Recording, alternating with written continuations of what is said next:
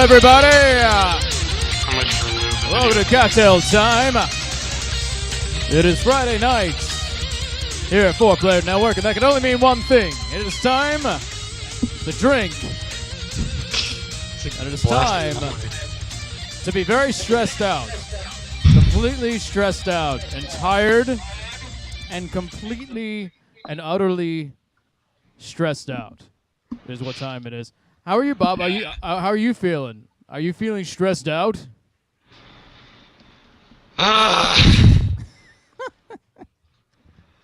Just a little stressed out, maybe? I don't even know where to begin. Uh-huh. Right. So I'm not. Oh, so we should probably begin with at least our toast of the week. And I'll go first. So my toast of the week actually goes out to Chris Davis tonight because Chris has done some work for us this week. Last minute, Chris, we need you to do this thing this week. Do this thing this week, and then fix this tonight, and fix this tomorrow. And it's been 2 days of craziness. So my toast, my shot goes out to Chris Davis. And what do I have tonight? I have like one little shot of vodka, and then I just have some lemonade with some vodka in it, as well as some coffee. That's my toast of the week. Chris Davis. Okay. I guess, keeping that theme, my toast goes out to the work that I've done this past week. To yourself. You do it to yourself. Yes. I'll put it out to Premier Precious Fine for not being a little bitch. Because I thought this project would take a lot longer, and it turns out I got it done in a handful of hours. Nice. Which is good. Did you upgrade? Is this a new program, or? No, it's the same. Okay. It's just, I think with my computer, it's just not being a little bitch right now. Your skills are improving. Just say your skills are improving. That's how you do it. I guess. And what are you drinking? Tonight, I have a trio of beverages. Some of them good, some of them atrociously terrible. I have a thing of V8 and vodka. Uh-huh.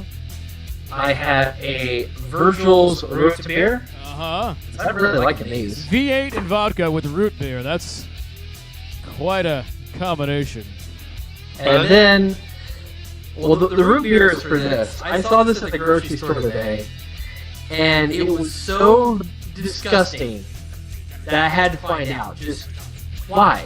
Just why this exists. Right. And so I got it. Oh God, It's you got it. chocolate chip cookie sparkling water. Oh my God! Really? Sparkling? Disgusting. That I would try that. I would actually try that. Actual product sold to people. Not for pets, for humans. Wow. It is 0 calorie, sodium free, and uses natural and artificial flavors. Amazing. And I Amazing. already don't like sparkling water. See, so, what you should do is you should put the vodka in that. No. Oh, that might actually be pretty good. Yeah. Like a giant cookie. Yeah, like a If it giant. was whipped cream vodka, it would be like an Oh, put whipped cream vodka in it. Oh, that sounds so good. Oh God, be still my stomach. You know, the worst part of it is that you look at it, and if you don't see the label, it kind of looks like a small bottle of Diet Coke. Yeah. It's just the coloring and the design of it. Oh, yeah. But also, for just looking at the actual liquid itself, it looks like a soda. The thing that concerns me is they call it sparkling water. And it's not called a soda. Yeah, like that's a pretty liberal definition of sparkling water, isn't it? Isn't by that definition All sodas are sparkling water. all soda is a sparkling water then? All that is, it means it's carbonated. It is composed of carbonated water, natural and artificial flavor, caramel color, potassium benzoate, which is a preservative, malic acid, sucrose, and isophane potassium. All right. I don't think that's everything that's in this, and I'm also kind of worried because I just noticed the copyright on this bottle is 2013. You mean the not the copyright, the when it goes bad. It's 2013? Oh, there is no indicator as far as I can tell of when this goes bad. Oh, I see. Okay. Yeah, I don't know. Good luck. Manufactured out of Tampa, Florida. There's okay. That Of course. explains some of the reason. Of course, it's from Florida. That makes sense. Everything evil comes from Florida. It's got bath salts in it. It does, yeah, probably. Bob, well, how about you? What are you toasting to tonight? I toast to Chris too for being a good sport. Sure. Sure. Look at that. Hey to Chris for doing all the work for us. And tonight I'm drinking. So I got a Ruination IPA. Oh. Quite poignant. And I got a. There's another shot of cinnamon whiskey, and I picked up a little something that I guess is a hint. So Mountain Dew makes these beverages, and I saw this, and I thought, why not? That's very appropriate. It's very appropriate. I don't understand. What could that be about? It's the Mountain Dew Kickstart drinks. There's different flavors. This is orange citrus, energizing orange citrus. They have like black cherry and some like other weird flavors. I decided orange is probably the best. So you're going to kickstart your heart? Is that my understanding? Oh yeah. Oh, that's Motley exactly Crue. What we're doing. Little Motley Crue reference there, Chris. I'm What surprised. year is this? 1996. 1996. What is this? 1996? Was Motley Crue? I thought Motley Crue was earlier than that. Yeah, they were. They were late 80s. Late 80s. Yeah, that's what I thought. But they've been around forever. So. Yes. All right. That's how we do our toast then. Here we go. Let me. Oh god. Oh, do your thing. Oh god. It's carbonated. Are you drinking the shit? I have to know. The world must know. It smells like fucking cookies. I'm shitting you not. It really. That's great. That's a good sign. It genuinely smells like it. Okay. Before we do it, let me just. Let's do a taste first. He's gonna like it. I bet it's gonna be good. That's a face of an angel. He tasted it. He's not sure. He's not sure. It takes some. I thought I would be disgusted by this. You like it, don't you? It's it kind of wants to be like a chocolate soda thing. Okay. I shit you not. I am not perturbed about this product anymore. I think you need to throw some vodka in there. I think mix in a little. Let me tell you something. Because that and vodka with your root beer soda is gonna feel a lot better in the morning than fucking V8 and vodka and that soda. If I were you, I would ditch the V8. I would go to the cookie with the vodka. It has a forefront taste and smell of cookies, which quickly evaporates, and it's kind of soda-y. Right. Is it sweet? A little. No. It's got very delicate flavors, like a fine wine. It's. You shake it around the very weird. Shake it around the glass, see if it has any legs. The legs of the. Definitely. You're looking at the wrong part. Well, the wrong part, but it's okay. Do you know what a leg is? No, I'm not cultured. Shut up. Put this away and actually drink the drink I want to drink. All right, let's do it. Let's do our shot. 1 and 2 and 3.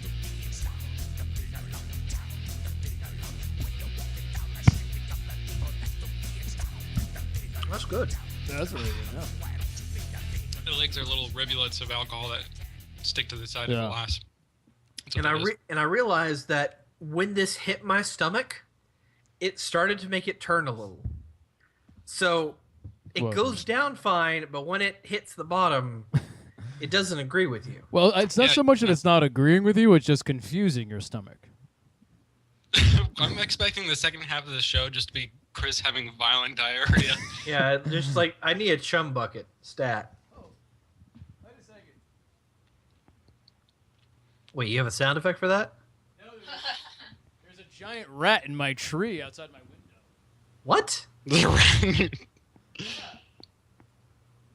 like a street rat? It's a big rat. It's like in my tree right outside my window. It's cute. All right, I do live in the city, by the way, everybody.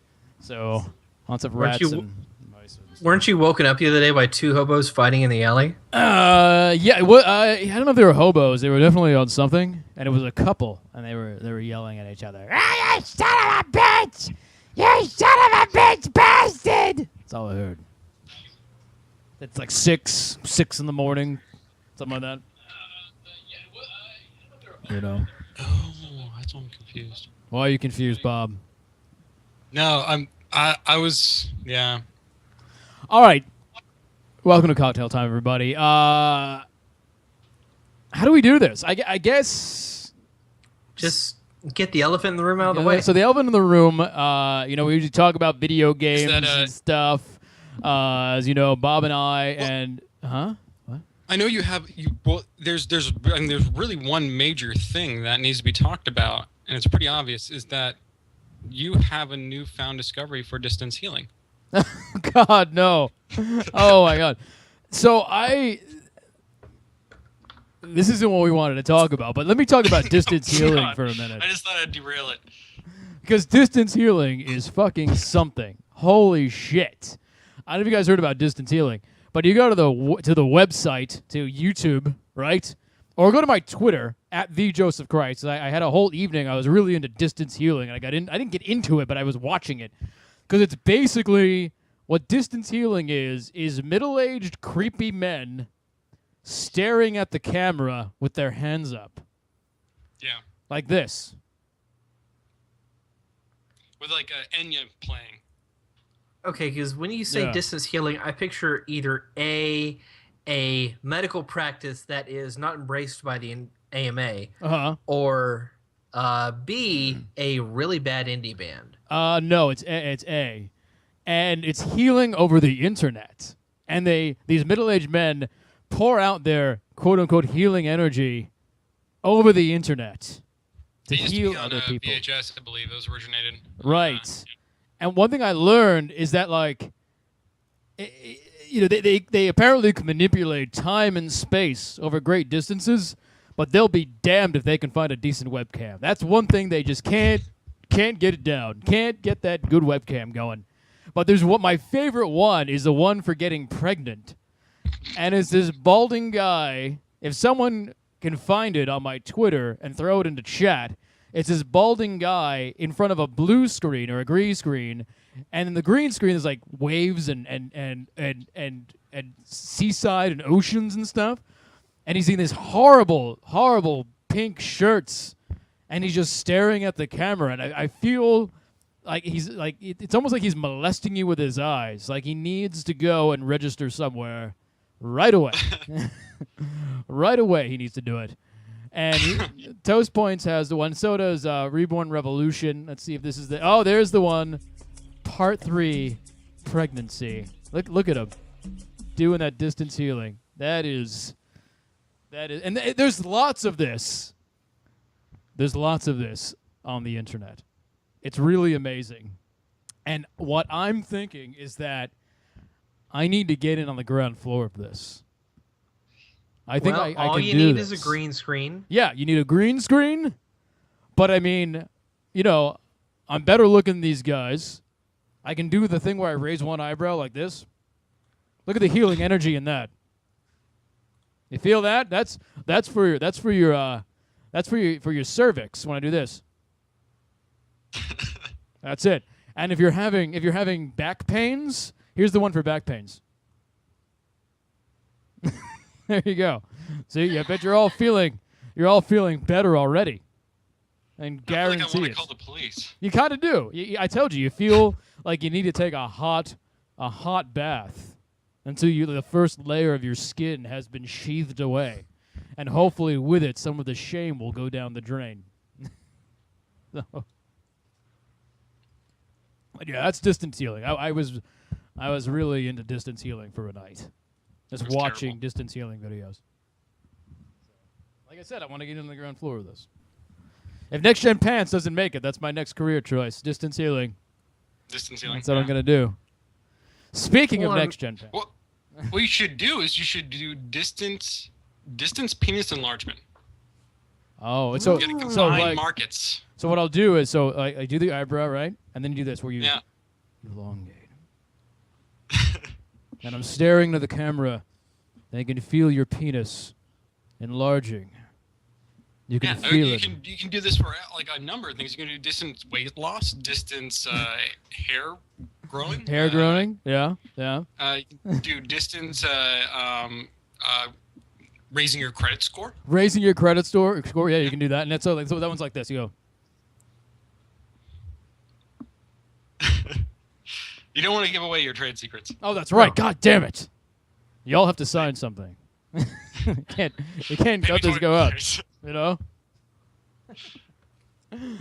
Oh man, it's good stuff. I can't believe people fucking fall for this shit. People fucking fall for this. And everyone in the comments is like, I feel so much better after watching this. Like, you fucking idiot. You fucking idiot. You are a fucking idiot. They're like, put your hands. I'm not making this up. They're like, put your hands on the keyboard of your computer, and you can feel the healing energy coming out of it as you connect with the distance healer on the screen. No. People are fucking stupid. Swear to God. Yeah, that's humanity.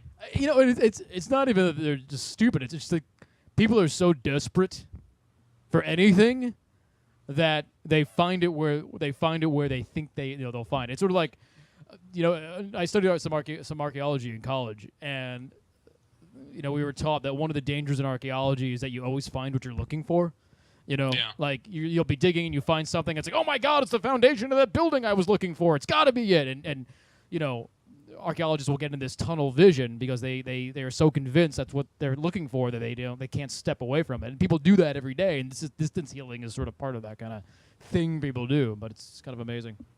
Yeah, it's there's definitely a bias on that. I mean, speaking of the archaeology, the original archaeologists were fucking terrible. There's no such obviously there was no such thing as archaeology at the time. They were just like they destroyed so many ruins. Yeah. Just because they're like, let's fucking dig down. Just dig deeper. Trying to find Troy. Like the big thing was Troy. We're gonna go find Troy or one of the ancient Greek civilizations, and they dug past so much shit because they thought it wouldn't be deep enough. Oh wow. Yeah. And they just destroyed so much of what was there that fuck knows what would actually if they actually found it or if they found anything that was actually more important or yeah it's awful. I mean that's science in a nutshell, really. I mean it starts with someone going like, hey, I wonder if I can do X, and then you do something, you do a bunch of stupid shit before you finally realize you can do something better and do it in a better way. Right. Yeah. Like game development. Yeah, it's not like game development, A lot like game development. Speaking of game development. All right, so as everybody knows, Bob and I and Matt, who was Matt in the community? Matt was in the community, wasn't he? Kinda. Yeah, Matt's part of the community. He's part of the community. He's an account. I don't know if he's on. Let me see if I can find him on. Yep, he's in chat. Yeah. Yeah, so Matt and Jeff, we've been working, formed a video game studio called Next Gen Pants, and we've been working on this game called Tetropolis, as people may know about it, and Chris is spilling everything in his house. Sorry. No, that's fine. We showed it off at PAX East, we showed it off at GDC, all this kind of stuff. The reception has been pretty good, and I think we're ready today to sort of announce the next step. And I'm wondering if Jeff even knows this. Jeff, you should pay attention to Hip Chat today, by the way. We're ready to sort of announce the next step of our project. And so basically tonight, starting right now, as soon as Bob presses the button, we're going to be starting our Kickstarter for our game, for Tetropolis. We have a Kickstarter page all set up. We have our Steam Greenlight page all set up. Yep. And so before we press go on this, a quick story. So we were originally planning to do this during PAX Prime. Right around PAX Prime is when we were going to launch our Kickstarter. It was going to be, we were going to have a month. We're going to have a whole month to do this. Well, actually, originally we planned to launch the Kickstarter at like PAX Prime a year ago. Like this was Yep. far. This has been in plans for much longer than just like all right, let's do it. Yeah, for like a year, we've been planning to do this Yeah. during PAX Prime 2014. We haven't said anything, of course, but this is what we've been planning for this long. And we were recently given an offer. An offer became known to us through the Ouya people that they're basically in exchange for just a little bit of exclusivity, not a ton, and only exclusivity on consoles. We can still release on PC and Mac and Linux. We just couldn't release on like Sony or Xbox for a certain amount of months, which that's going to take a while anyway. So no real loss on our end, but they would match us for every $10,000 we gain on our Kickstarter.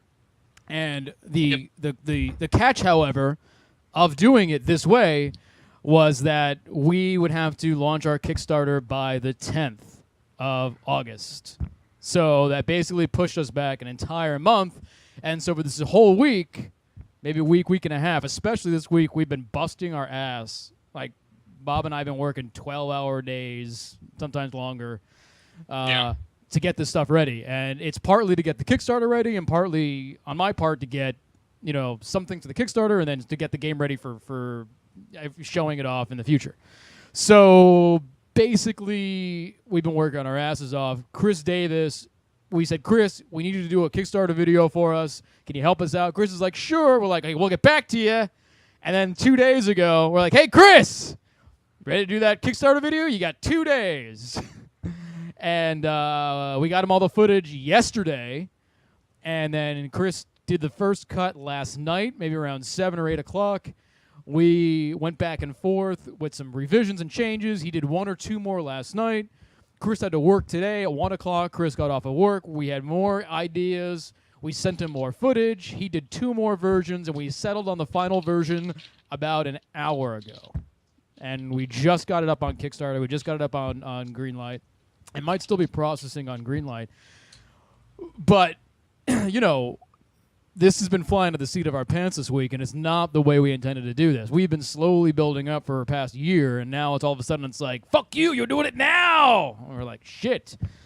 So here we are. And I guess, Bob, if you're ready to press the button, are you ready? The shiny red button? And are you making changes as we speak? Did you find more misspellings?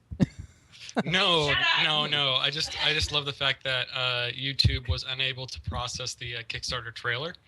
Why? Because it please make sure you're uploading a supported file type. So basically, what I did is I took it off of the Greenlight page. The Greenlight is going live right now, so we are now on Greenlight. Okay. If you can add the Greenlight link in. I know. I need to add the Greenlight link to. Put the Greenlight link in the chat. I don't know if it works. Well, add it and we'll find out. We'll find out real quick. We're amongst friends here, Bob. We're amongst put it in friends. hip chat and I'll press Okay, it. no, it's in chat. All right. That should work now. Greenlight. All right, so here we are. Go. We're on Greenlight, so we can vote for us on Greenlight. That would be awesome. Yeah. We don't have the new. We only have the old trailer. It looks like up on Greenlight right now. I guess the new one is processing, Bob. The new Kickstarter trailer. Yeah. I need to get up there. The Kickstarter video is up on Kickstarter. Okay. But that's gonna go live in a little bit. I still need to add the link to the Greenlight on there. Oh, okay. So we're not ready for that. All that build up. Oh, I can launch it on. You know what? Fuck it. I can put the kick. I should be able to. I just want an image. It's like you're. It's like you're. Give me an image for here. Put this onto websites and. It's like you're Stimpy, and I'm rolling you by the big red button. Press it. Press the big red shiny button. People are already commenting on it. It better not be anything bad. Yeah, everyone, be nice. It's of course it's fucking Victus. He says first, motherfuckers. Oh man, you don't get a copy. That's right. Victus is blacklisted from the. No, thank you, Victus, for voting and doing that kind of thing. Yes. So a big day for us. We're really excited. We have a month, 38 days to make our goal. And if we make our goal, we can make this game. It's something we've wanted to do for years and years, and we've gotten really far. Like over the past year, the game has come leaps and fucking bounds. It's kind of amazing, and the guys we're working with, the guys I'm working with, Bob and Matt and Jeff are super dedicated. And it's great to work with some people who sort of meet you more than halfway, and they just are all out in front trying to get as much done as they possibly can. So we have high hopes, high ambitions, and this is not just, what we're doing here is not just Tetropolis. We're looking to start a video game studio. We're looking to start a business. And you guys helping us out on Kickstarter, helping us out on Greenlight, don't look at it as just an investment in Tetropolis. Look at it as an investment into a new video game studio, and an investment into us. And we've been talking to you guys and girls about video games, like 5 years. And, you know that we're coming from a good place. You know that we want to make good games. And we think, we know what makes a good game. And we're learning every day more of the back end stuff of how to make that happen. But we want to take everything we've been learning over the past 5 years of doing games journalism, and the past 30 years of playing video games, at least for me, starting on Atari 2600, and taking all that stuff we learned, learning new stuff, and then putting out some really great stuff, really great games. So like I said, an investment into Tetropolis is really an investment into the studio itself. And we appreciate you guys, any support you all give us. It goes a long way. It goes a real long way. So, absolutely. So what are you doing here? Adding stuff? What's just going on over there? What's going on over there, Bob? I'm clicking links. You're clicking links. It should be... All right, yeah, we are linked on Greenlight. Okay. And... I'm terrified to press the continue button. I know you are. It's going to be okay, Bob. We can always change something. We can always no, you can't fix something if something is not working right. If we put a word wrong or have to move a decimal. Just watch. There's must be something vital that I completely forgot, and they're gonna be like, "No, you can't make this. You are a terrible." Well, it's nerve-wracking because we've been looking at it all day or all week, and then I'm like, okay, I think it's good, and then Chris is like, hey, you might want to change this. It's like, oh fuck, and it's like, if I miss that, what else did I miss? The main thing I pointed out was that Tara, when she was making the, we don't need to mention names here. Well, there is a lady who shall not be named, right? That's better. Who misspelled something on the pie chart on the page. She contributes in the way she can. Hey, no, okay. Actually, Tara wrote the entire script of the Kickstarter video, didn't she? She did. Yeah. No, Tara did a great job. Yeah, Tara's been helping me. Actually, Tara helped me write a lot of the stuff on the Greenlight page. I actually get her to help me with whenever there's any kind of wording or anything. Right. I'm usually terrible at it, so I get her to help me. Oh, interesting. How do we actually? So I'm looking at the Greenlight page. A little inside baseball, people. But how do I see how many people voted? Can you see that, or is it just? I can see it. You can? Maybe I haven't signed in. Maybe I should sign in. Are the votes attached to names so I can start banning people who haven't voted? I'm joking. Who voted no? I'm joking. Yeah. Can you start naming the no's, Bob, out loud, please? Let's go through. Let's go through all the no's. We're going to publicly shame you. I think Jim Sterling's ears twitched in his sleep. Jim's a good guy. Yeah, he is. Jim's a good guy. Awesome. So yeah. So this is big for us. Anything you want to add, Bob? And I guess before you start, if anybody has any questions in chat that you want us to answer, just pop them out there. We'll do our best to answer. I have a question. Mm-hmm. There is something that's been an issue with Kickstarter in the past. Right. What about PayPal donations? So it's Kickstarter is all set up to go through Amazon payments. You can kind of create an alternate route for PayPal donations, and we're I was actually considering adding this. Of course, this would have been part of the plan if we were kickstarting when we thought we were. But we can add a PayPal donation to the website. Obviously, that's not going to count towards the total goal because it has to go through Kickstarter in order to go through the goal. So I mean, if people are really having a problem with the Amazon payments and they want to be able to contribute to the product, but can't go through Kickstarter, we can certainly make a PayPal widget available. 4-Player Podcast is asking if there will be an upside down castle. Actually, every room can be upside down. So, fuck you, Konami. There won't be a castle, but every room can be upside down. Yes, it's true. Yeah. Yeah, that's entirely true. Yeah, one up. I pressed the continue button, but nothing happened. Oh God, what did you do? You press the continue. Maybe if you press it again. Press it 3 times. We're gonna kickstart 3 times right now. Yeah. And they all cancel out, and the entire Kickstarter page crashes. You bring down an empire, Bob. You brought down an empire. And Liz has a very good point. There should be a stretch goal for a ball pit. Toast points, yes, you actually will, and you'll be seeing that in a minute, I think. Perhaps. What? Maybe. Was he asking for? He's asking if we donate a certain amount of money, will we get a special mention in the game?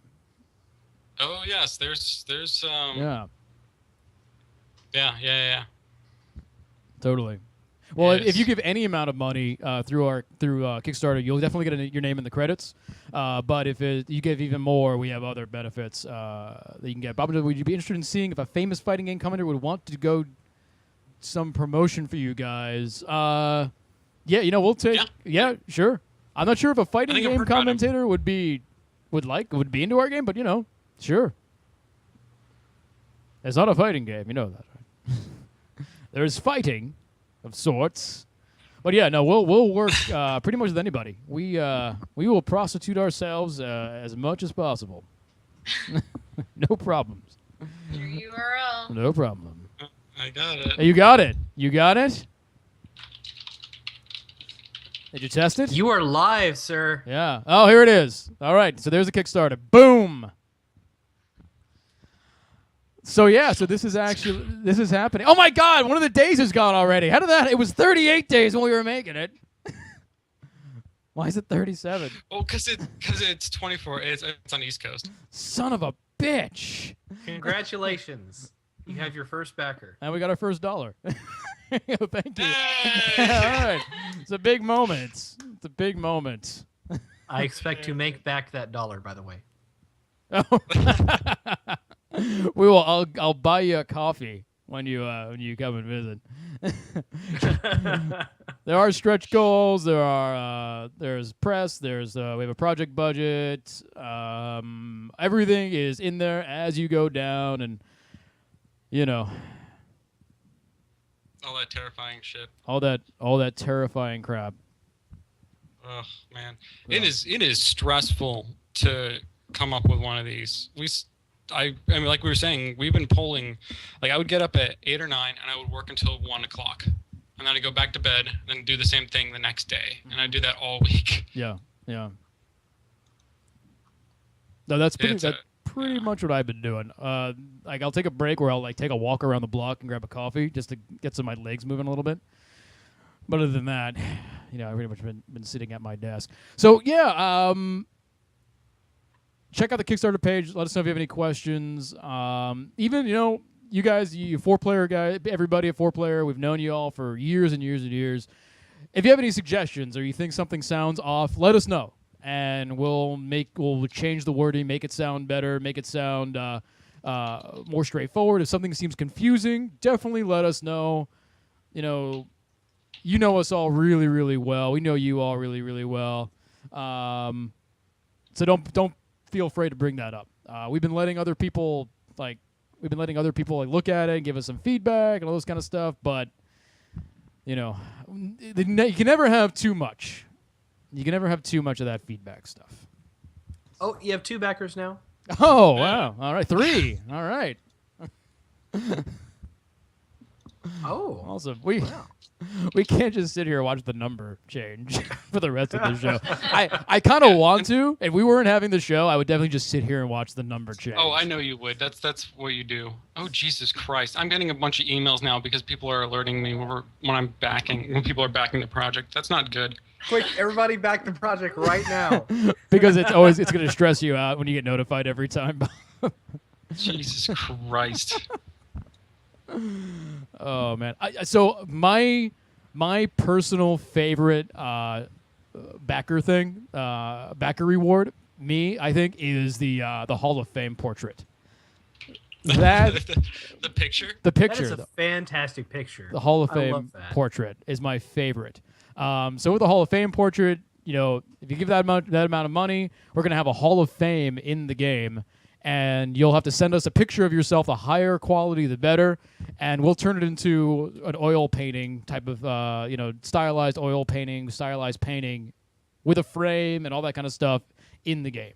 I think I partly love it because I think it's a pretty damn good idea, and probably mostly because of that picture of Bob is frankly amazing. Frankly, that amazing. is a beard that's almost as amazing as Jeff's underbeard thing. Jeff's beard. The Tinder beard. Yeah.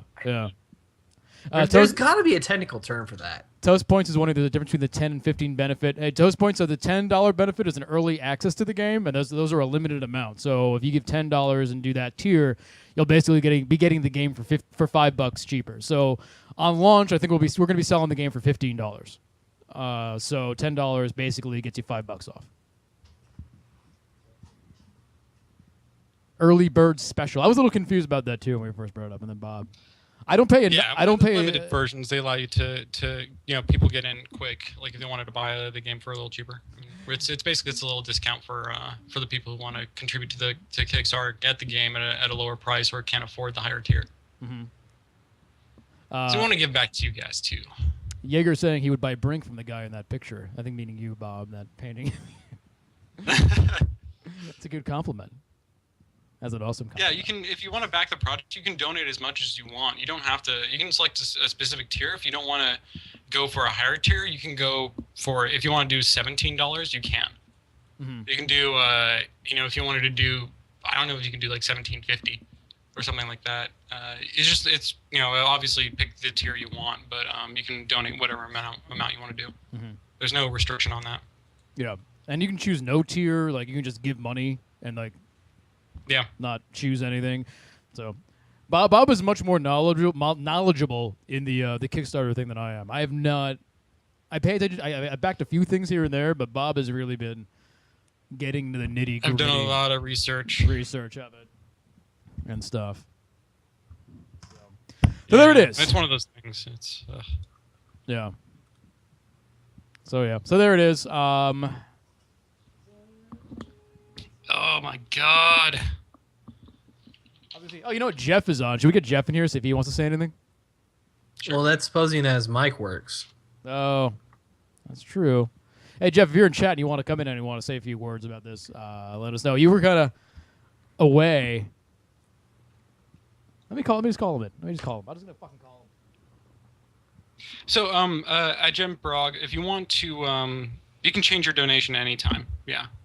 You can if you decide, today I'm gonna do $10, get in the early bird special, and you decide, because we have our PAX East demo now up on there. You can go play what we had at PAX East. We are currently getting together our new version of demo, which will be, I think we can say we're showing it at PAX. We'll be at PAX. So we'll have a new demo for PAX. It's got a bunch of new artwork. And it's got a really refined controls, and we've improved a bunch of the bugs. The game plays, like, for me at least, playing between the two, it feels like night and day. But that's going to go live on the Kickstarter. So if you want to play the new version, we're getting that ready in the next couple of weeks. Yeah. So we're trying to get it as quickly as possible.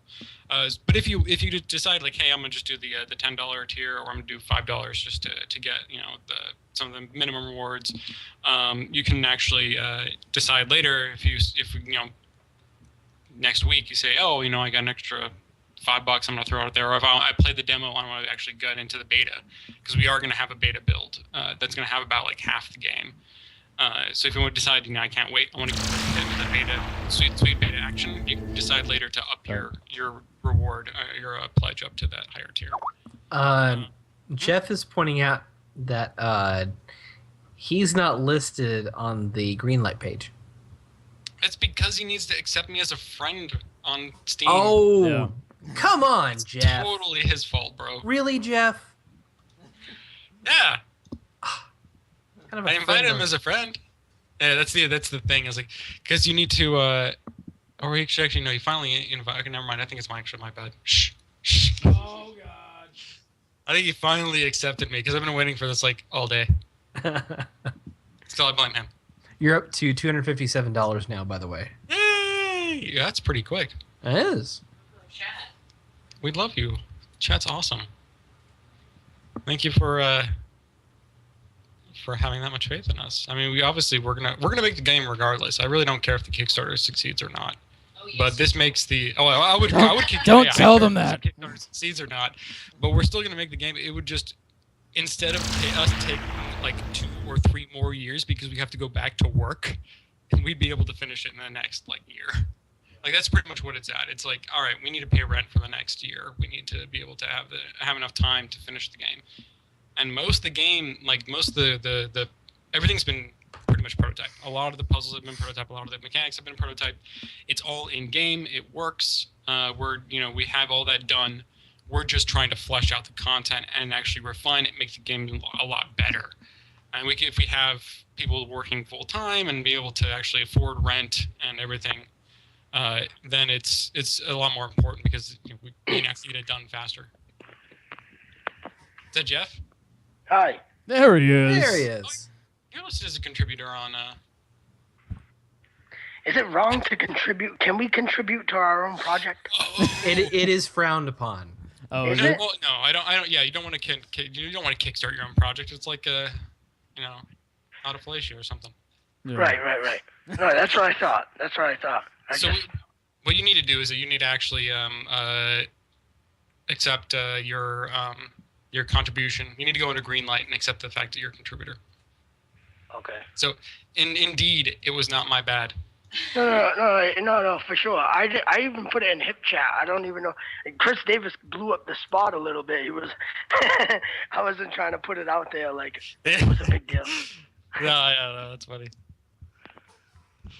That's fine. So how you feel? Yeah.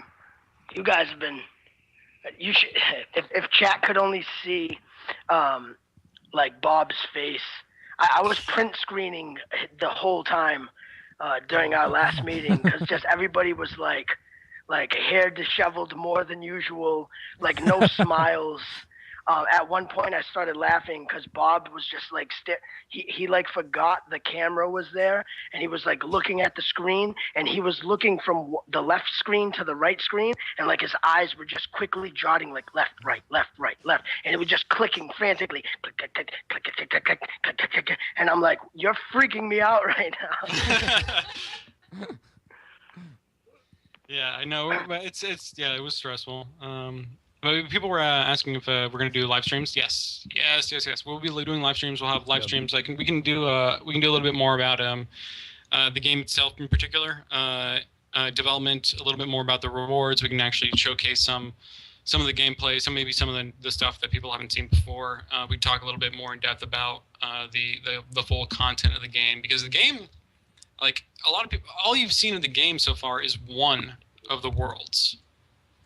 And there are, at least 4 different worlds that all look very different, and they have very different puzzle mechanics and enemies and different types of things like that. So, like what you see in the game is just one aspect of it. So it's kind of it's there's so much we have where we're trying to do with the game that we can't really share because we don't.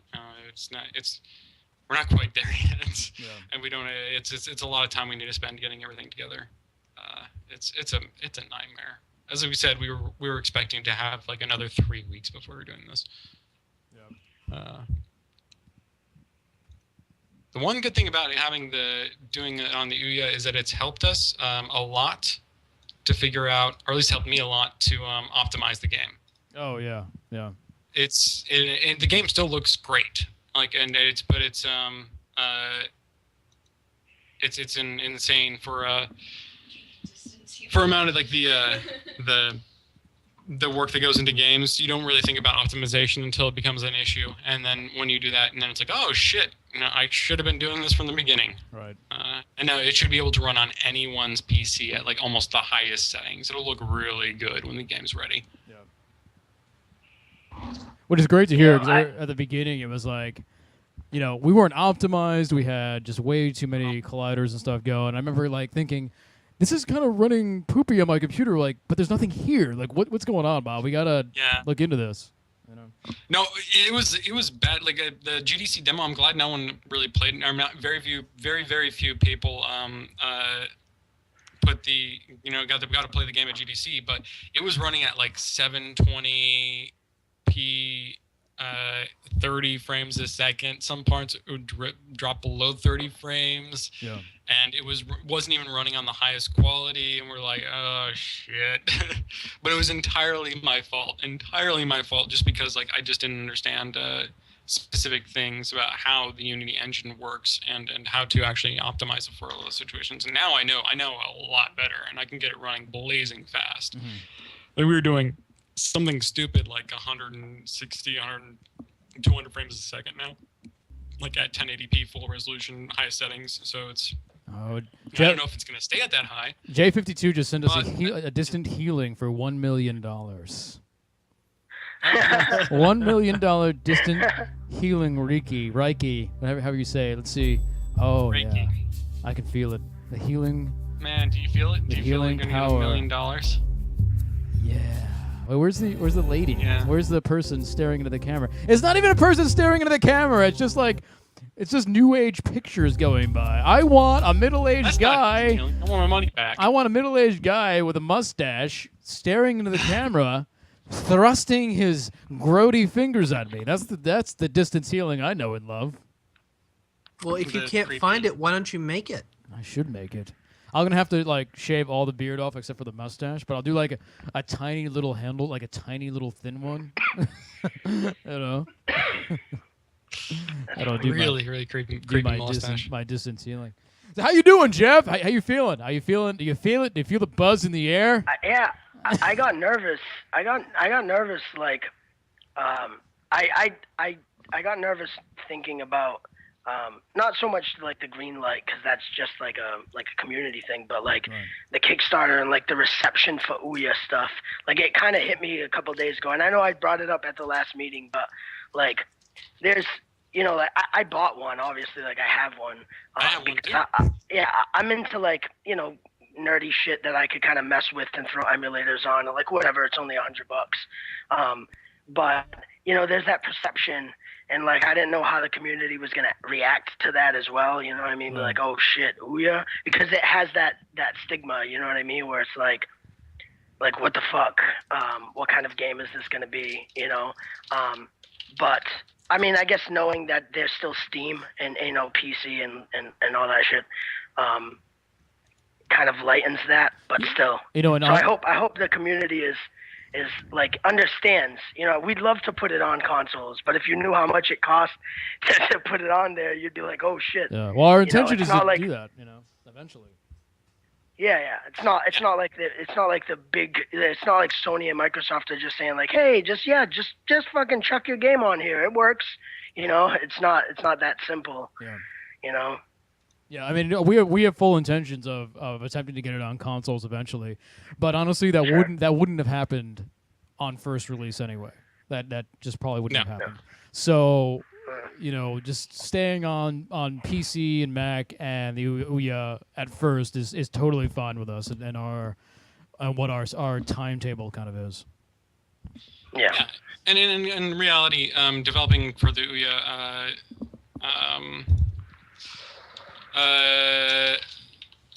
Sorry, someone was asking if the digital copies include Steam keys. Yes, they will be Steam keys.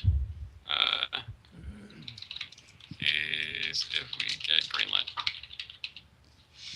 All right, but like developing for the Ouya is it's really easy. Like, it's actually really easy. Unity for Ouya is almost incredibly painless. They improved a lot of their interfacing with the input. Like, that was the biggest problem. I've heard people complain like a lot of gamepads don't work on it on certain games because the interface libraries are not uniform between games. So some will support like a PlayStation controller, some will not. Some will just support the Ouya controller. That kind of stuff. They actually created a uniform library that helps you. It doesn't matter what controller you're using. It'll always be the same. Doesn't matter what game you're using, as long as they're using the new libraries. And porting it to the aside from my own failings of figuring out why the hell I have so many draw cards, the Ouya actually ran the game pretty well and pretty easily. Like, it took me maybe a day to figure it out, and then I was up and running on it like pretty quickly. That's definitely has that going for it, and I think they're putting a lot of support towards the developers on there. They actually even released a new update today, or was it yesterday? It might have been yesterday. That improved the Ouya even further for helping developers to make games for it, and it may end up becoming that kind of little developer box, a low-cost developer box that people can easily put games on and just kind of use that as a testing platform. I mean, it certainly had a little stigma for it. I mean, and I know it didn't sell as many platforms as they were hoping for, but I mean, there probably is going to be a new revision of the hardware coming out. And it might eventually become, especially because they're now working much more closely with independent developers, it might eventually become the console they wanted it to be. And I really hope they get there because it would be awesome. Like, we kind of need that. Yeah, that's the other thing. Like, I paid attention a lot to the Ouya, and like, I followed them on Twitter, and I got one like early in its release, like the week of release, I got one, and like. Yeah, I think you're exactly right, Bob. Like developers love the thing. You know what I mean? Like, people who are making small games, like, they love the thing, and it's because of that. Because they are really helping smaller people at least break into that. It's a small alcove of the market, but it's an alcove. You know what I mean? So, like, I guess we'll take that as well. But. Like, to get personal real quick, like you guys have been doing an awesome job, especially like Joseph. Like, before Joseph came along, like our projects, I think Bob can agree, and even Matt would agree. Like, it was like a hobby. It almost felt fake. Like, we were just trying to make a game. You know what I mean? Like, we didn't really, like, if we go back to it, I feel like, holy shit, like, we really didn't know what the fuck we were doing. You know? You start that way. I mean, a lot of it was, finding a direction and then committing to it. Yeah, and even now, like, I think every developer, and I see it on my Twitter feed all the time, like, developers I respect sometimes are always like, I don't know. Like, we don't fucking know really what we're doing. We try things, and we know what we do, and we kind of just do it because it feels right.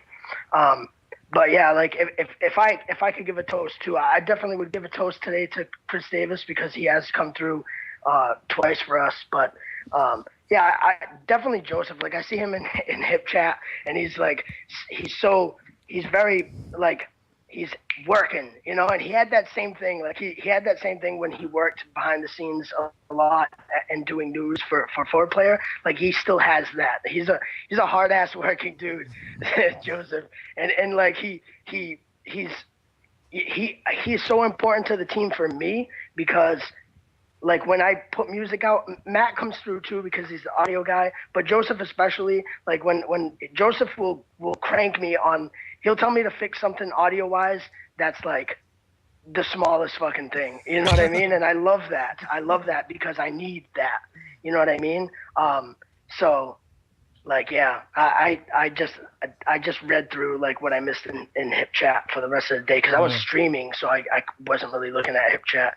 And Joseph puts a smile on my face in Hip Chat. Sometimes I feel bad because I'm just like, oh, do I want to tell him? Do I want to tell him? I was like, I got to tell him or else I'm just going to think about it forever. And it's like, I always want to do it apologetically. Like, "Oh man, Jeff, I'm sorry, but can you like move the fades across a little bit more because they tend to." Like, yeah, cut that down like 0.3 seconds. Like just like you barely see it in the edit, but fuck it, just slide it over, And no, but that's good because you're right. Like at the end of the day, a lot of the times when I think about what you're saying, I thought about it, but I'm very artist at heart, so I'm the kind of person when I produce music and when I make music and compose and shit, I kind of I take an open canvas and I throw shit on there and then I walk away. You know what I mean? Yeah. And I'll let you see it. I'll let you come through and see it and I'll pass it around so you can hear it and like that's fine because I'm not concerned about it because I know that if I'm going to refine it, it's going to change. Like it might not look like anything now, but 5 days down the road, it's going to look like something. You know what I mean? Yeah. But even still, like even every time I do that, you always kind of lead me in the direction where I was like, yeah, I think that's what I would do too. So it's totally good. Like we need that anyway. We're a small team, right? So we should be comfortable letting each one of us know when we feel something. We do it with Bob all the time. Like, hey, this jump doesn't feel right, or and I assume that's just as hard of a thing to go back to do. Same thing with you, Joseph, like, and Matt. It's tedious, especially even for Matt. It's like he has to go back and fix like 82 6-second sound clips. And that's like, oh. I know how that goes. But yay, Kickstarter and Steam Greenlight. This is something. Yeah, let's get those links back in a chat. If somebody can throw the Greenlight and the Kickstarter links back in a chat, that'd be awesome. People were just so you know, you've already had your first $200 pledge. Oh, did we? What? Oh. Yeah. Wow, who is that? Yeah. Well, no, we won't out them. No, we don't want to out them, but we don't need to. Wow. Well, thank you very much. Well, thank you. Yeah. That's Thank you very, very much. Fantastic. But yeah. So we're gonna be talking about this a lot over the next month. So yeah, get ready for that. I was just gonna say something and I can't remember. I can't remember what I was gonna say. I don't know. It's just so much going on. Oh my God! Maybe I can finally sleep tonight. I can't because I have so much to do over the next 3 weeks. Yeah. Things are moving, but not moving as fast as I want them to. But as the more I do, the easier it gets as I reuse things. So it's Yeah, and we're going to be doing a lot of additional updates throughout the Kickstarter. We're going to be adding some more gameplay videos. We'll have some commentary, and we'll kind of. I think one of the rewards we were talking about is a kind of a developer podcast, and all the backers are going to get it at the end. But if you want to have early access to it, what we're going to do is we're going to be doing a monthly podcast where we talk about like really inside baseball things on the game. Like we will discuss some of the mistakes we've made, some of the decisions we made, and why we made them. We can even have some of the previews for the music and stuff as we go through it. You might hear some of the music that is never even included in the game because we end up cutting it for some reason. yeah, Like there's kind of gonna be a really. lot of that. Yeah, it's gonna be a lot of like we're gonna get like into like a very, very deep insight into the development of the game. yeah. So Outside of just obviously we're gonna be doing developer updates. We'll be doing those as often as we can. Probably bi-weekly to key everybody in on the development of the game and kind of make sure people know exactly where we are in the process. Obviously we're still doing a lot of trade shows, so we'll be showing newer versions of the game at trade shows and all that jazz. So yeah, all that fun stuff. I'm not really looking forward to because it's a lot of work. yeah.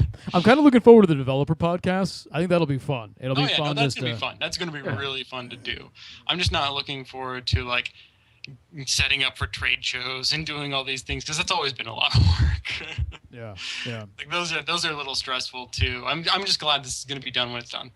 Like it'll be the whole like Kickstarter and everything because it's been a really stressful thing to get ready, but it's also one of those things that's stressful but terribly exciting, and it's you would absolutely never give it up, but you probably wouldn't do it again. Yeah. It's one of those types of things for me, at least for now. Thanks to Ajabajab for putting the Reddit link up, thread up. Appreciate that. It's really good.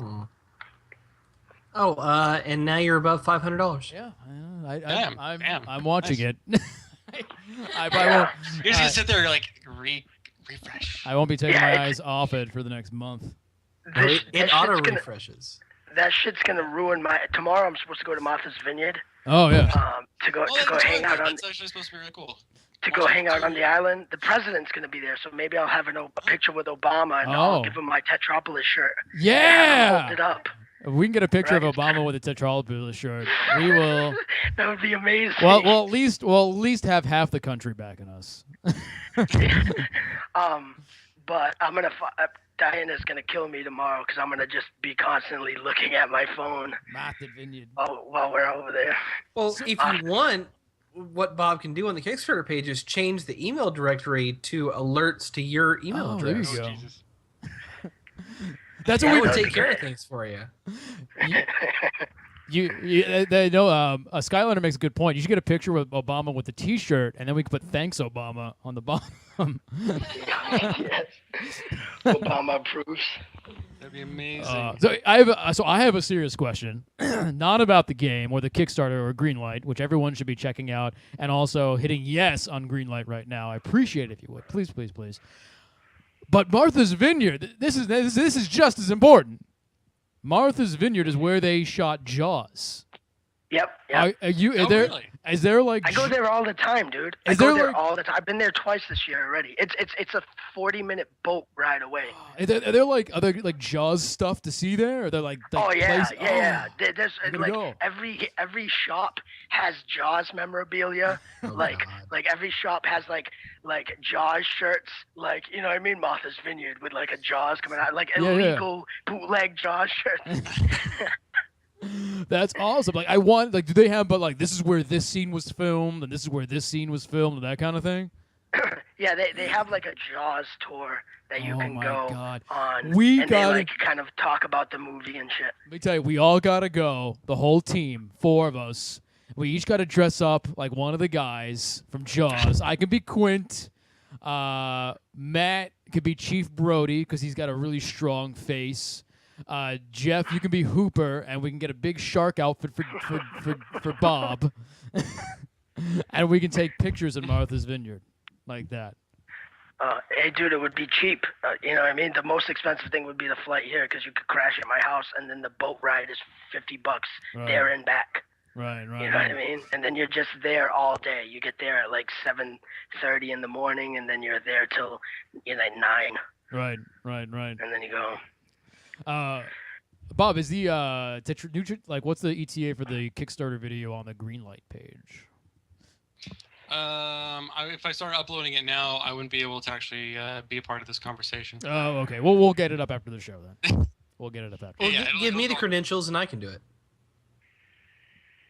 No. No. Oh, okay. It'll be fine. All right. All right. Anything else, Jeff? You want to talk about in terms of the game and all that kind of good stuff? There is everyone should, No. on Kickstarter. There is a sampler of Jeff's music. Everyone should check out on the Kickstarter page, which is some great Yes. stuff. Please do. Yeah, I'm so like it's so weird making music for the game because I'm like, man, I don't know if I listen to too much like video game music and shit like that, but like I have to learn to just be like me and not like question whether I think it sounds like something else. You know what I mean? Mhm. I will say I've found flow. Like I feel like I've started to find the place, and the music has starting to come more together now more than ever. Actually, I think that's probably just like the whole project in itself is kind of influencing all that, because artistically it's doing the same thing, mechanically it's doing the same thing, sound-wise it is too. So I feel like we're all kind of like the energy within the studio is like starting to kind of just progress everybody's like work. You know what I mean? Mhm. Because I feel like the music's coming to. as going to a better place now, Yeah. or as starting to shape up. So yeah, I mean, hopefully everyone likes it. Well, I'll tell you, Hopefully they like the game. I think the music really makes a lot of the game because you look at pictures of it, and especially the newer pictures where we have the updated art, the updated graphics, where it's darker, it's a little more gritty, it's a little more lifelike, but then we still have like this electronic music over it, and I think it adds this variety of extremes that really work well with each other. You know? Yeah. Oh man, it's real. I guess this is real. Yeah. It's happening. It's happening. This is your It's life happening. Yeah, real. It's Has anybody happening. played games? No. Yeah. I played a game. What did you play? Let's move on to other people's games for a bit, and then we'll go back to this. I played a little bit more of Nier. That's good. Yeah. Yeah, like I planted rice. oh Jesus. So what is the planting rice? I don't think I remember the planting rice aspect of it. Well, I think it's because like the rice is the best yield for the amount of because you have to. It's a little bit like I guess I don't know what to compare it to, where you plant like crops and then in real time they grow, so you can come back like 25 hours later and then harvest everything. I don't think I've ever planted the crops. Really? I finished Nier, but I don't remember this planting crops business at all. You'd be entirely not do it. I mean, it's a good way to get a lot of money. But Okay. I fished. I remember fishing, but I didn't do the crop stuff. it took me forever to figure out how to fucking fish because like they said press X and like you don't even need to press X when you're fishing. You just need to pull back on the stick and then just like move it around like that and that's it. People had I was issues like with the pressing X at the wrong time. Like it was really confusing. People had issues with the fishing in that game. I seem to Yeah. remember. Oh, I can see that. Yeah. I mean, it's one of those games where there's these little things like if targeting, they actually had targeting for enemies because sometimes I feel like I'm just swinging at nothing. Like if they tightened up the combat just a little bit, if they improved the tutorials and helped you like with fishing and they made it like they actually had like button prompts or something that allowed you to figure out like how you're supposed to do it, it could have been a much better game. It's still good. I'm enjoying it. I'm having a lot of fun. I'm halfway through the game. I'm probably gonna finish it. You know, the music's really good. I really like the magic system. I like that it's bullet hell because it adds that kind of element where I love that the dodging is such an integral part of combat. Dodging and blocking. Like you can if something hits you and you can get thrown back, you can actually block and mitigate the throwback by kind of turning it into a slide back, and you can go immediately back into combat. Like it's really cool, like the way they had the kind of very action-based combat. But then they do kind of really weird things, like it's really hard to target things. You have to kind of face towards them. The camera's a little wonky. And obviously they don't really teach you how to fishing. Like sometimes you go into these really weird like pulled out camera angles and it's hard to see the enemies at points. Like it turns into like this really drawn out tactical type game because you're like pulled way out, you can barely see your character, and it turns into like Final Fantasy VII, where you have these tiny little characters running around on like a little hallway down below.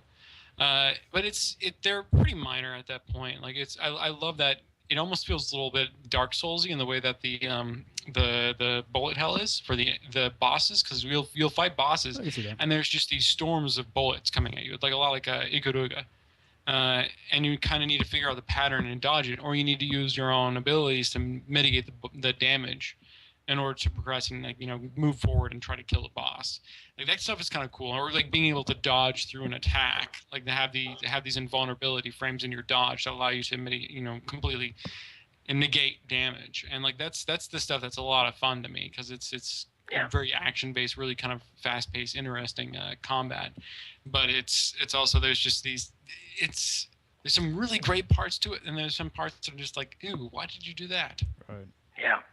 Yeah, it's so hit or miss with its design decisions, right?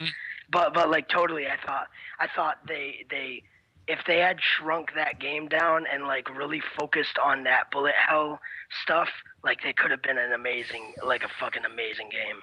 You know what I mean? Because I loved that shit. I thought that was the coolest.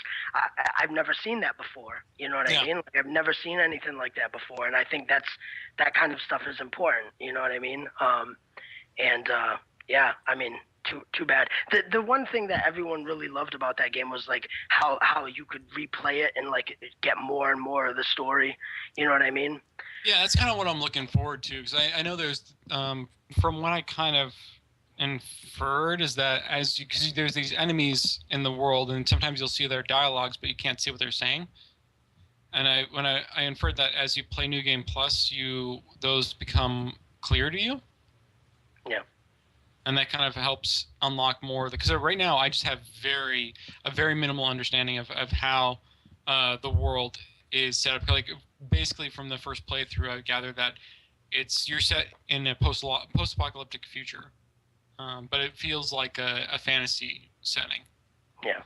But there's a bunch of architecture and everything that's left over from the old world, like the industrial age of humanity, where there's large factories and stuff like that, weapons factories and research facilities, and nobody really knows what it's there. And obviously, to us, we understand what it is because we have a context with it.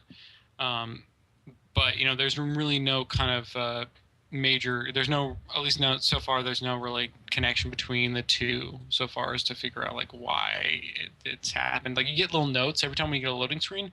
There's little either there's little letters from your daughter, because you play I guess it depends on which version you're playing, whether you're American or Japanese, but you basically have this young girl that's writing letters to you, and she writes things in her journal, and then sometimes you'll get notes in the journal that are from people who were part of a program, like a weapons program or something like that were from thousands of years ago, and that kind of gives you little glimpses into the past.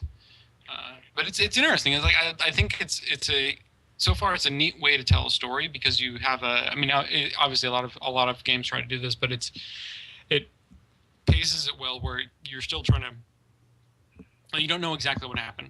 It's not a really defined thing. But I don't know. I need to see how it kind of unfolds and whether I actually get a full understanding of the story, at least enough to be happy with it by the end of the game. Like, I don't know. We'll see. At this point, it's too early to tell. Yeah. There's that part in town, Bob. Did you notice? I can't wait to do stuff like that. I know Bob. I know if Matt played it, he'd probably say something about this as well.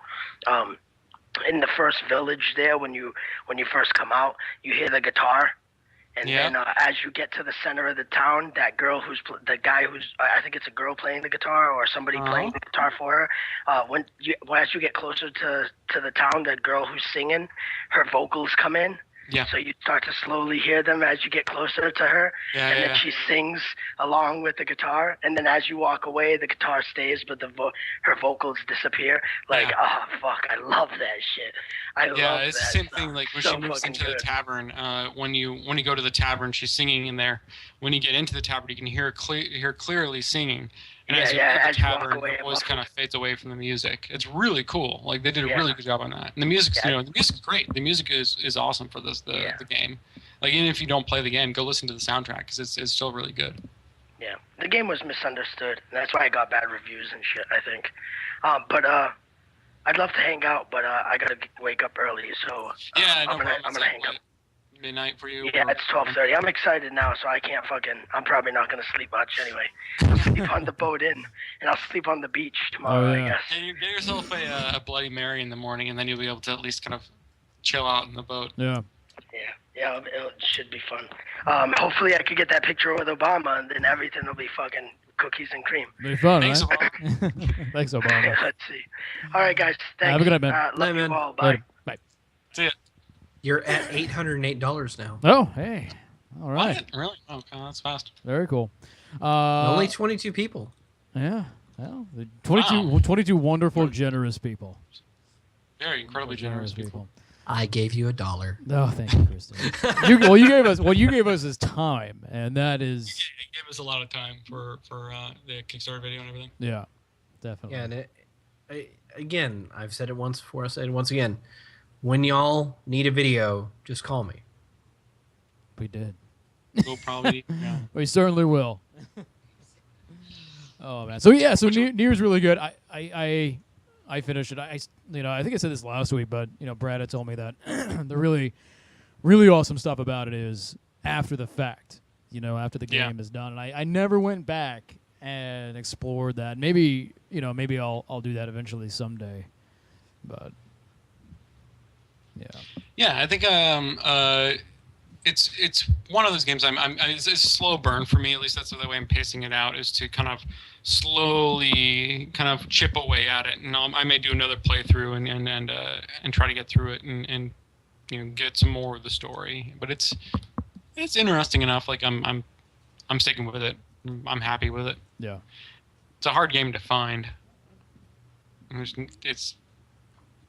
very few used copies out there. You need to grab it up on like eBay or something, or try to find a GameStop that has one. Like there's not that many copies out there left. Well, you could it has a digital release. Couldn't you just download it from XBLA or PSN?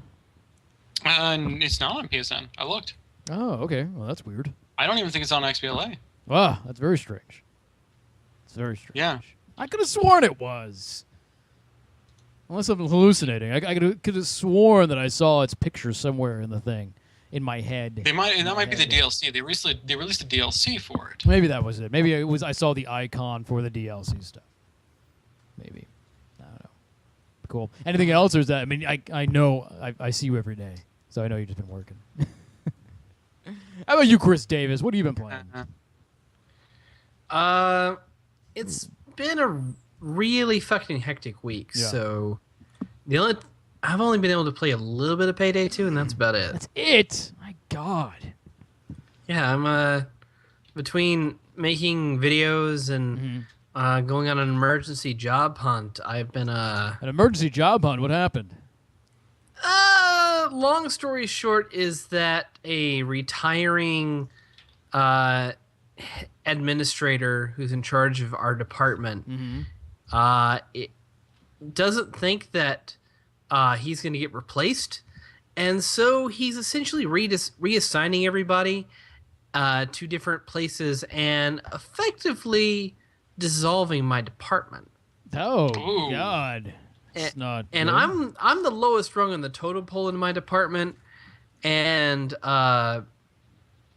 if they dissolve mine, then my purpose in there I have no reason to work there. Right. So I think they would lay me off. Yeah. When do you think this might happen? That's the thing. Nobody fucking knows. This guy, yeah. he's so finicky. You can't get a hold of him. Yeah. I could be unemployed in 23 days. I could be unemployed in December. I don't know. So you got a little bit of time. Maybe. I don't Who know. knows? I don't even know if I'm going to be able to come in the office on Monday.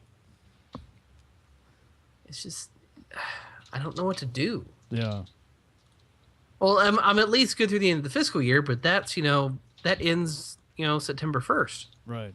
Right. So. Oh. Well, what do you do there? Well, I work at the local community college, and I help out in the distance learning section. I help students that are across the world. If they can't make it to the city to take a test, they find a proctor local to them, and I'll make certain that they're able to stay where they are and complete their entire course without ever coming to Austin. I see. So you got to handle the scheduling and all that kind of stuff. Scheduling, shipping, a lot of things. Okay. Yeah. Interesting. But again, if my division is shut down, then no more that program, and if that's that, then no more me there. So yeah. So where are you looking? What kind of stuff are you interested in trying to find out? A paying job that will accept me. That's the baseline. So it's pretty much Very low standards. very low standards. The bar is buried pretty much. One that I can pay my half of the rent in half a month's worth of pay. So, and if you can get me like $1,200 a month, then you got your man. Right. Sadly, very sadly. Yeah. But yeah, so I'm getting fucked over right now, and I really haven't had time to do anything but job hunt and or work on 4-player or Tetropolis stuff. Right. So how's it looking? What is the market like in Austin, Texas? it's kind of rough. I mean, everybody's fucking moving here. Right. Yeah. And I was going to say, Austin's a pretty popular area, and there's a lot of people who are of the college age or graduating that are looking for jobs. Yeah. Oh, we've got UT, we've got St. Edwards, we've got Austin Community College, we've got Concordia, we've got Texas State, we've got satellite campuses for Texas Tech and Texas A&M. This is a huge college town. Yeah. So, UT alone at their main campus, they accommodate 40,000 students. So, once every May, they just flood the job market, and there's not much you can do. Yeah. Right. What are your skills, Chris Davis? Let's say I was a hiring person, right? And you come into my office and I look at you and I go, and I say, Mr. Davis, what can you do for me? Well, I have plenty of office skills. I know all about Microsoft Office. I know all about DataTel, and a lot of my skills are related to computers. I do construction. You do construction? video Wait editor. hold on. You do construction? Of video of computers, yeah. Oh, okay. Yeah. I thought you meant like construction, like you're a you're a construction worker. No.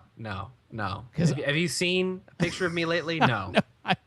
I've seen you before, and I was, some people have hidden talents, and I could just be, you can come in, you can be like, hey, I can do data entry, I can do Excel, I can pour 5,000 yards of Crete in 7 hours, and I was gonna be like, whoa, see you out there with your hard hat and your vest and your boots. No.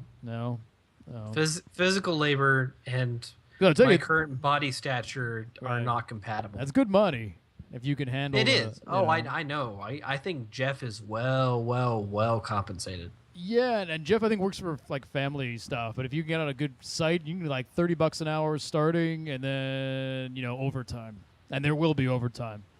Oh fuck yeah! So you can do really well. Of course, you have like a job for a year, and then they're like, well, you can still work if you move to Montana. It's like that kind. It's like that kind of thing.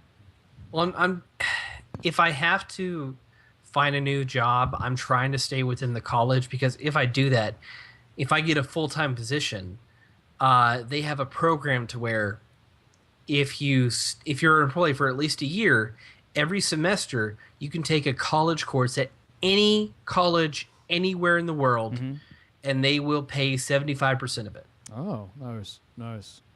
So I could go back to school for a quarter of the price. That's pretty good. Which I would really fucking like. Do you have a degree currently? I've got an associate's in journalism. Okay, in journalism? Yeah. Okay. So you are actually the most qualified person to be working at 4-Player Network right now. Probably. Oh my god! And I'm the fucking video editor. And you're the video What's going editor. on with this website? This is. We've discovered a break in the armor. Oh man! All right, let's do this. Let's take a quick break because I need to refill my drinks. But we'll be right back. Let me put these links in the chat really fast. For those of you who just showed up, Next Gen Pants, the studio, me, Jeff, and Bob work for. We have launched our Kickstarter and put our game we're developing on Steam Greenlight. So definitely check out those pages. If you can support us anyway, if you can give us some money, that'd be great. If you can just vote for us on Steam Greenlight, we love that too. And we'll be right back in about 5-10 minutes. You're watching Cocktail Time live here at 4playernetwork.com.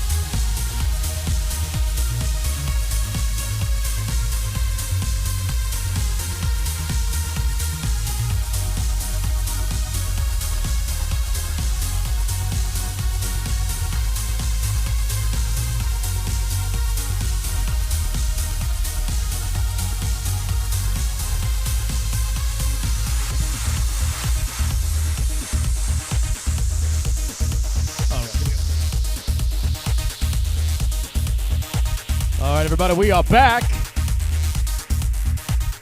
Back on this beautiful Friday night. This is actually really nice. I have the window open. I have the fan on me. A nice cool air is blowing in here. Giant rat outside. Just running about.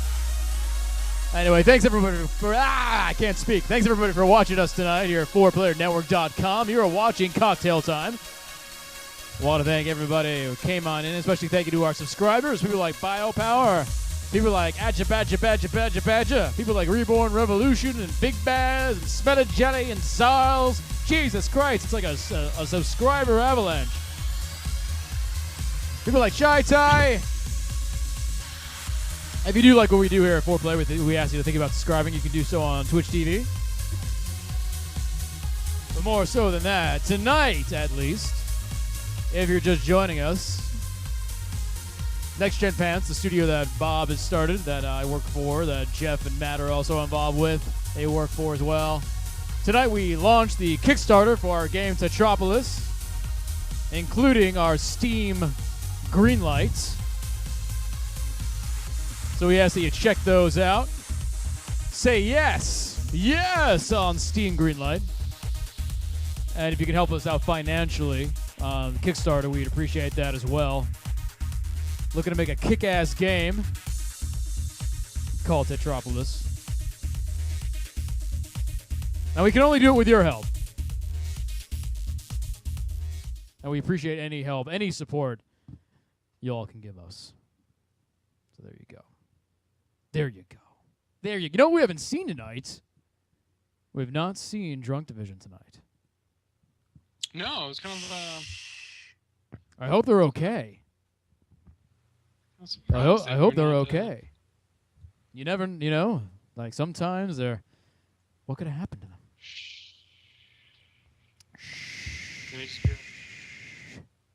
I expected them to show Well, up it would be anyway. nice if they suddenly popped on and you shared the link to the Kickstarter, and who knows, maybe there's some generous souls amongst Drunk Division. Maybe. Generous drunk souls. People spend more money when they're drunk. That's why they give out free alcohol. That's why they give out free alcohol at the casinos. So Exactly. that's what it is. It's a plan. We have a Kickstarter party. We'll get everybody drunk and then bring out the laptops. Oh, man. All right. Anyway.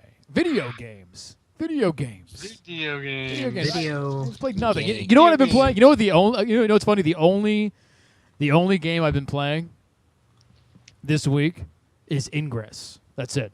That's all I've been playing. What? Ingress. Ingress? Yeah. Ingress. I've heard of this. What is it? I'm playing Ingress. It's on your phone. It's on your iPhone and Android, I think. And It's on my phone. It's on my phone. It's on my phone. Not your phone, Bob. Nothing is on My your phone. shitty little You're lucky. prepaid You're lucky to even be able to make calls on that thing. Can you even get texts? I don't think you can No. get texts. I Can you?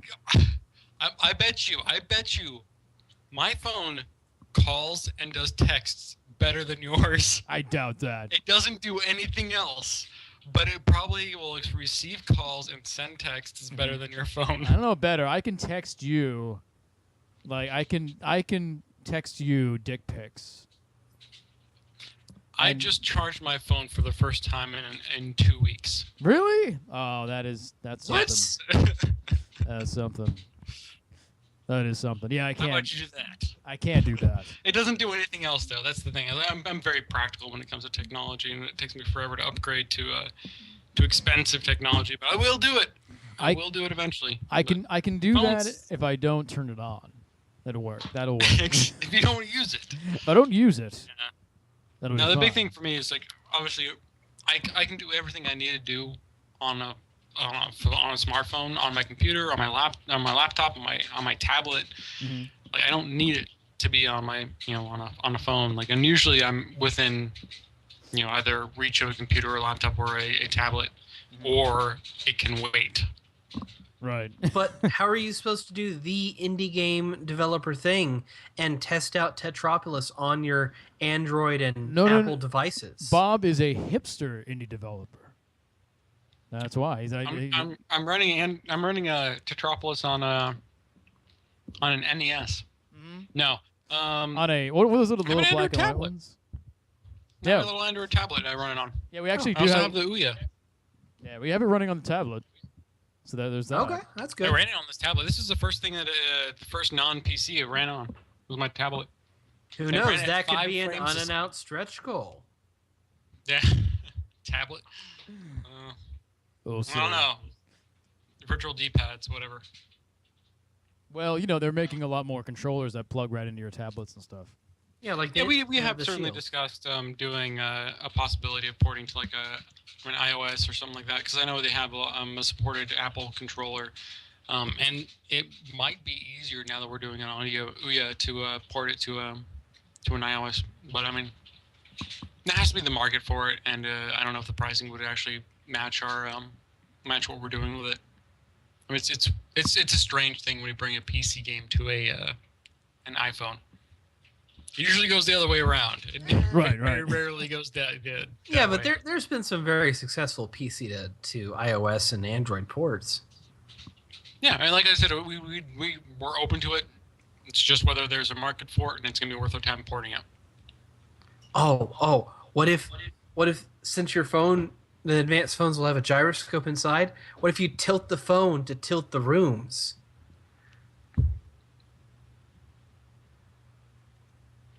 I don't know. Maybe. I'm trying to figure out if that's gonna break any mechanics. Oh. That's the first thing I think of. Like when anybody suggests a new feature, I go, okay, what's that gonna break? Right. Because that can break a lot of things. We've discussed using porting the game to Wii U and using the tablet as a secondary device for people to manipulate the rooms while you're playing the game. But yeah, I don't know if that's ever going to happen. Well, It's a neat idea. Well, what about porting it to the Oculus Rift? Because that's how you make money these days. You got to announce the Oculus Rift. It's going to be support. first-person platformer. That's a 2D. It's a first-person 2D flat, 2.5D platformer. I like that. Yeah. Yeah. It's physics-based, so god damn, that would be awful. Yeah.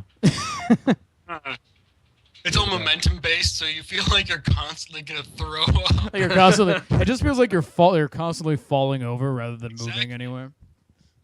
Except we tie the camera to the character, so you're just spinning like, the entire time. It'll be like a vomit rocket the entire way down. We could do that as a joke where it's like first person view As and a it's just joke, you're yeah. spinning the whole time through the world. That would work. That'd be funny to do like a halfway through development shot of like us using someone like sitting there with the Oculus Rift and playing the game, like looking around, and it just shows the 2D perspective, and then move forward, and it just goes Jump, over big and over. bucket next to them, and they just lean over and vomit into it. Oh, Yeah. Yeah, and Spire Record makes a great point. When are we gonna see that MOBA version coming out? And the Tetropolis card game, the collectible card game, Yeah, at some point maybe. you got to market this shit, man. We got our we have our own TCG lined up for it. Mm-hmm. You can buy booster packs and skins Right. and hats. And hats, yes.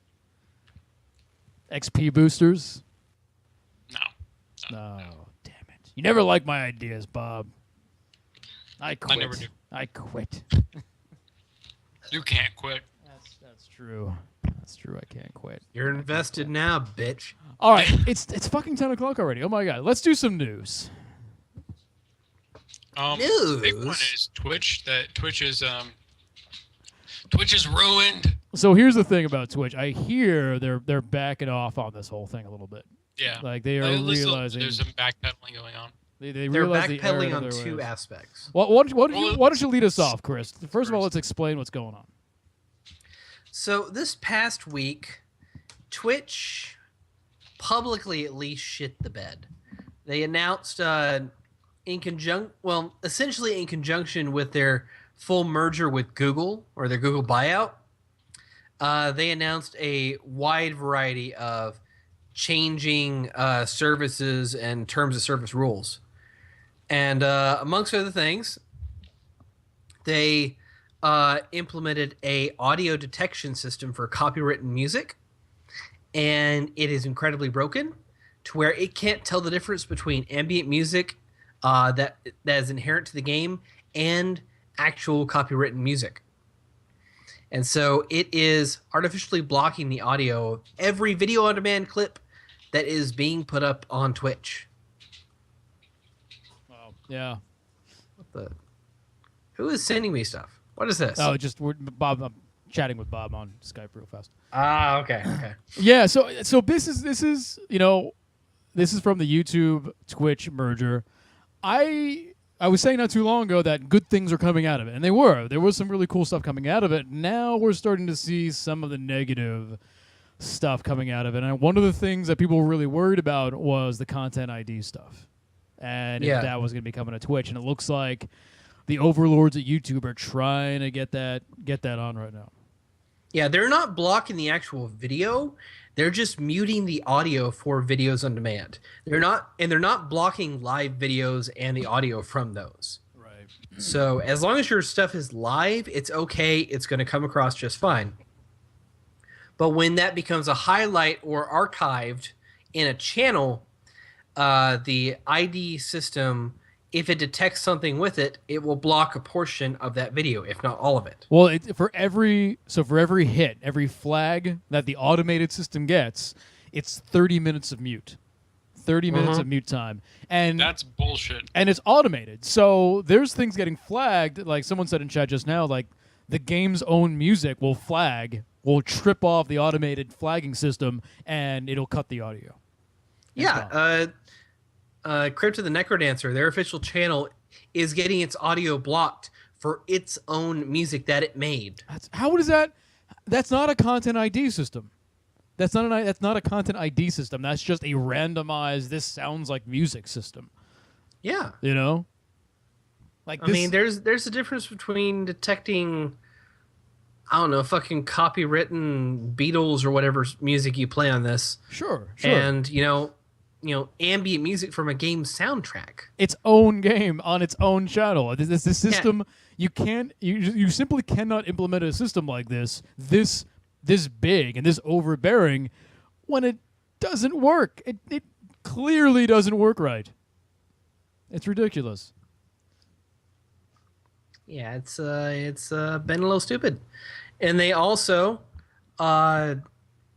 one caveat to the audio blocking thing I should mention is that it artificially blocks the sound. Okay? Mm-hmm. If you download the FLV through an extraction program like NetHunter or something like that, right, the audio will still be there in that video on demand clip. So it's a post-processing thing. Yeah, it just won't play on Twitch. But if you use the YouTube exporter, it will encode that silence onto the clip. Oh, I see. Oh shit. Right. It's bullshit. Yeah. Another thing they did was they're changing the way archiving works. So nothing will ever be saved forever anymore. Right. And in case they have backup problems, they are doing triple redundancy, which is good. But the trade-off is that there won't be anything saved forever, and normal people get 14 days to save post old broadcasts. Right. Partners get 60 days. Mm-hmm. But still, they don't get to keep their stuff forever. Right. Unless it's highlighted. And highlights are now limited to 2 hours apiece. That's a pretty big highlight. But they announced yesterday that they're changing some of that. So they've lifted the limit on highlights because that was really disproportionately affecting speedrunner channels. Mm-hmm. And they're implementing a appeal option for videos on demand that have been potentially flagged falsely for copyrighted music. Okay. And they also say they're going to be increasing the accuracy of the audio detection, but that's kind of a down the road thing.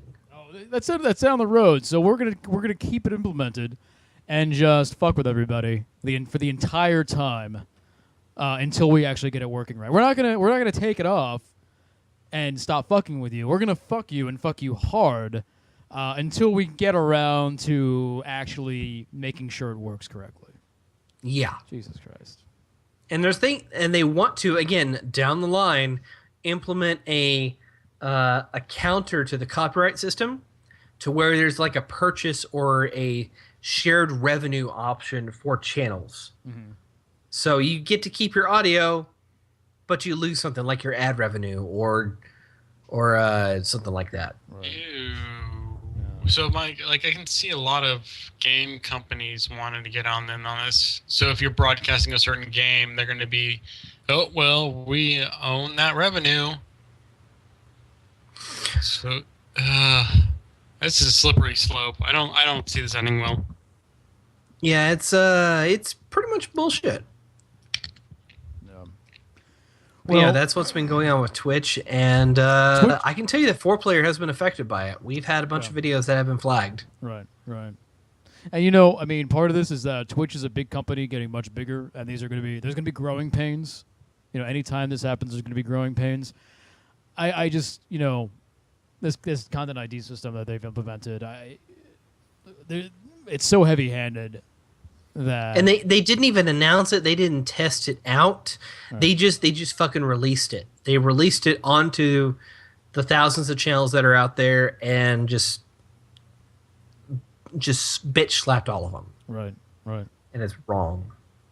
Yeah. I mean, I'm for protecting copyrighted works, but the system has to work. The system has to work well. And if it doesn't, you're just going to make people angry. So, hopefully they get their shit together. Hopefully they do.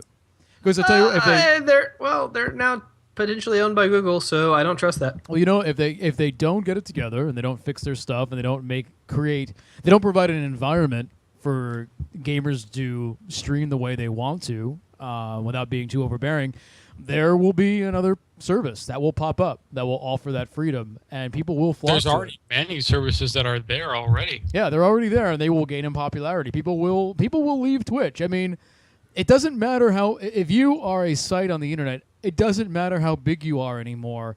You can still fail. People will still leave. Go ask MySpace about that. Go ask Friendster about that. Like, no service website is safe from that sort of thing. That sort of exodus. The biggest thing, like a lot of people forget, is the customer doesn't owe you anything. Right.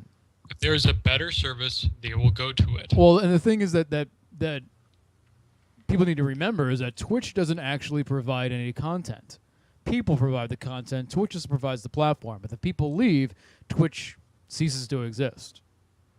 And if they create an environment where people want to leave, they're pretty much committing suicide. But we'll see. I mean, it's not like there aren't other choices out there. So, it's kind of in Twitch's hands.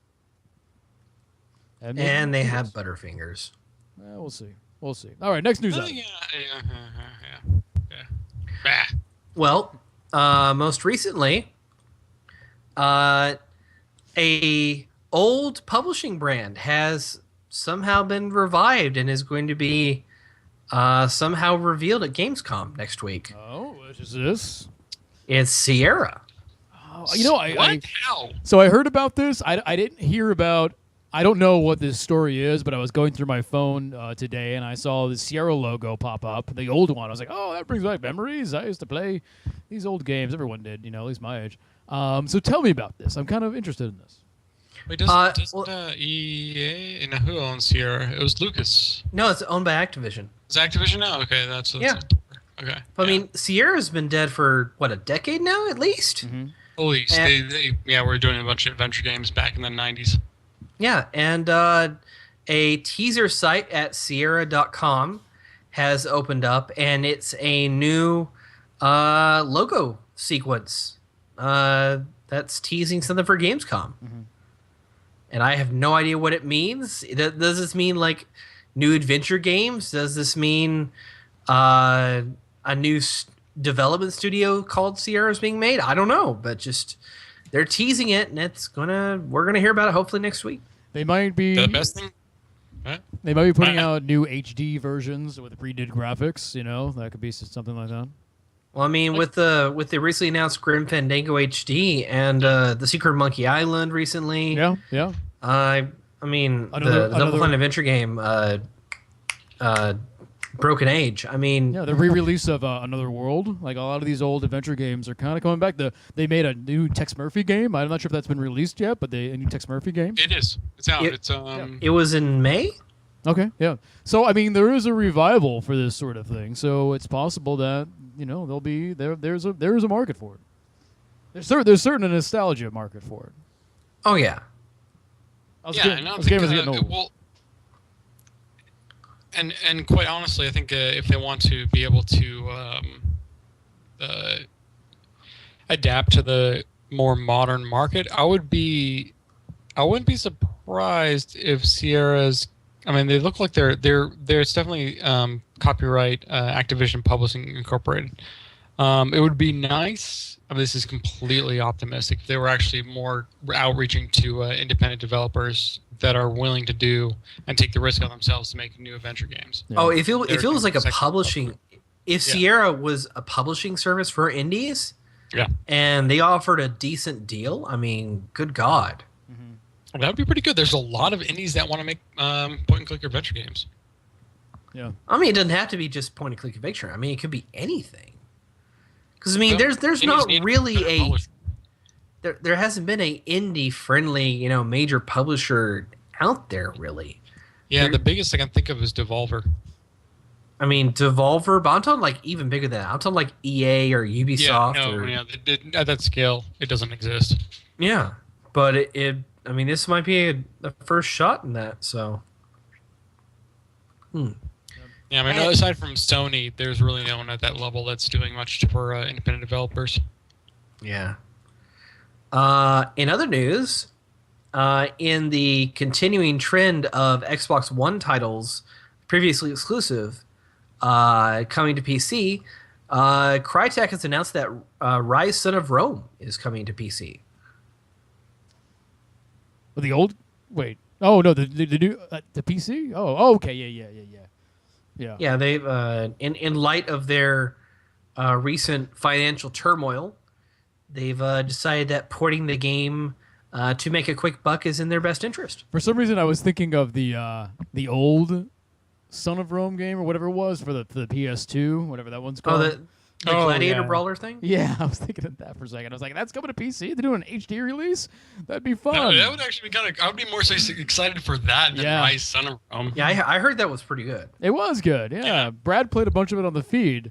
If it doesn't get erased by Twitch forever, maybe go back and watch some of that. Yeah, you might want to hurry about that. You want to hurry, yeah. I don't see Rise Son of Rome doing relatively well on the PC. It's not the right. Why you giving me? I put it back in the fridge because I didn't want it, Tara. Okay. What? But yeah, I think it's not a game that's conducive to the PC market. PC gamers don't like basically a bunch of QTEs. Yeah.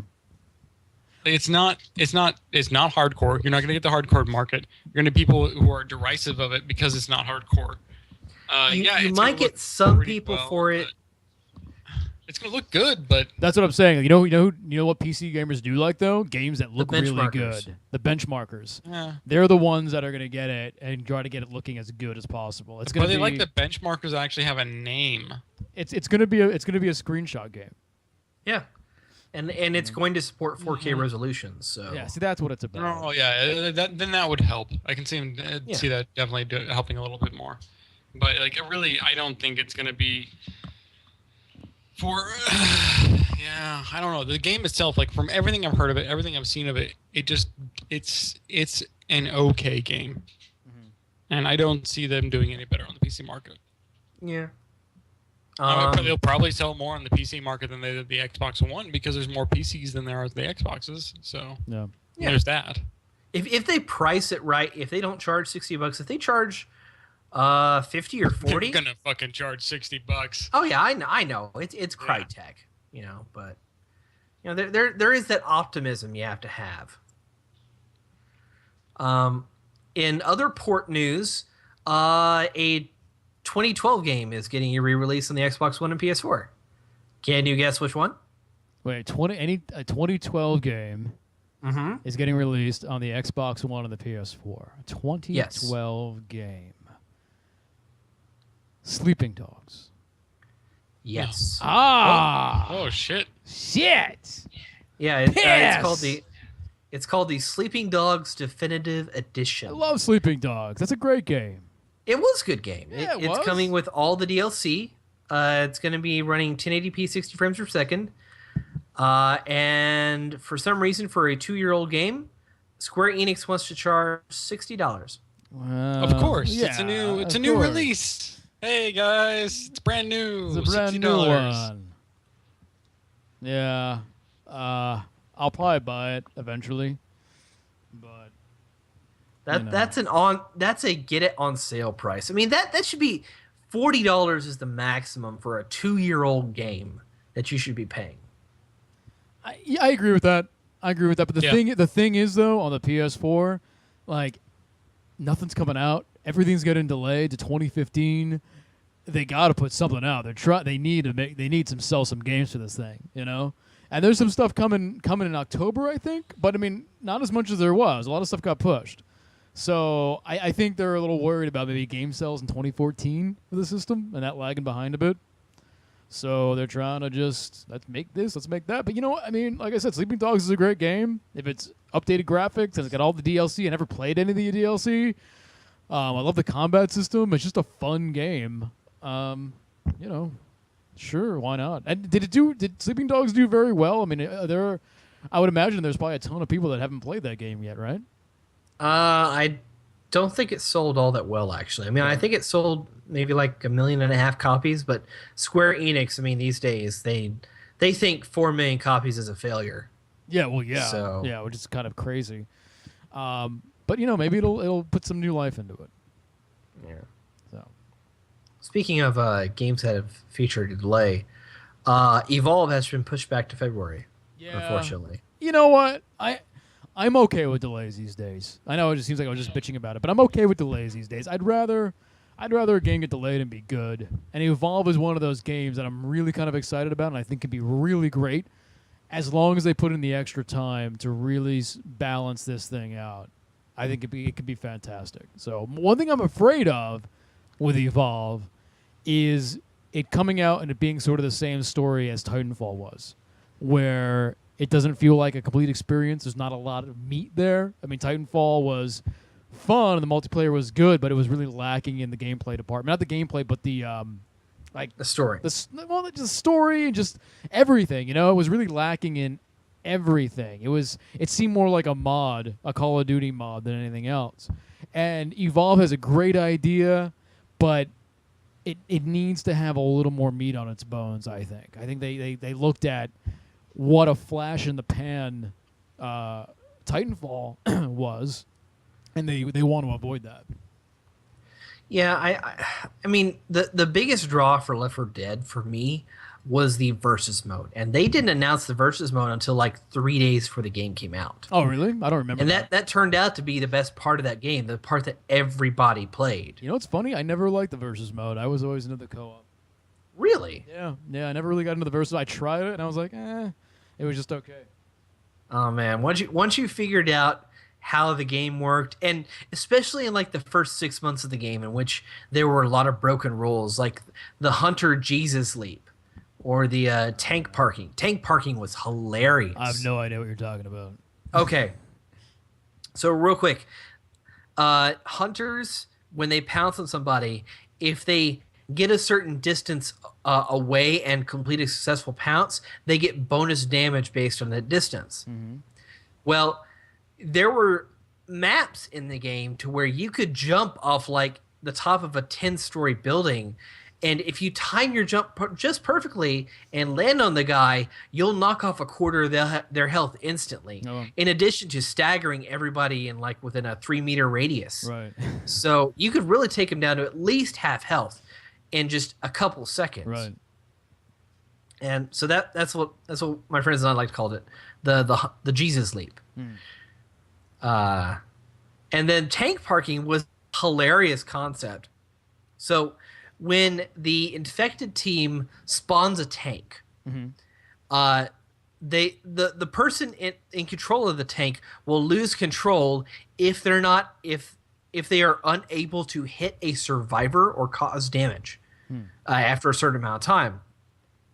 Well, there was a glitch to where if it transitioned to a new player and then that person didn't do any damage either, the tank would stop moving and just stay in a spot and would become AI controlled and would only act when it gets sight on a human player. Mm-hmm.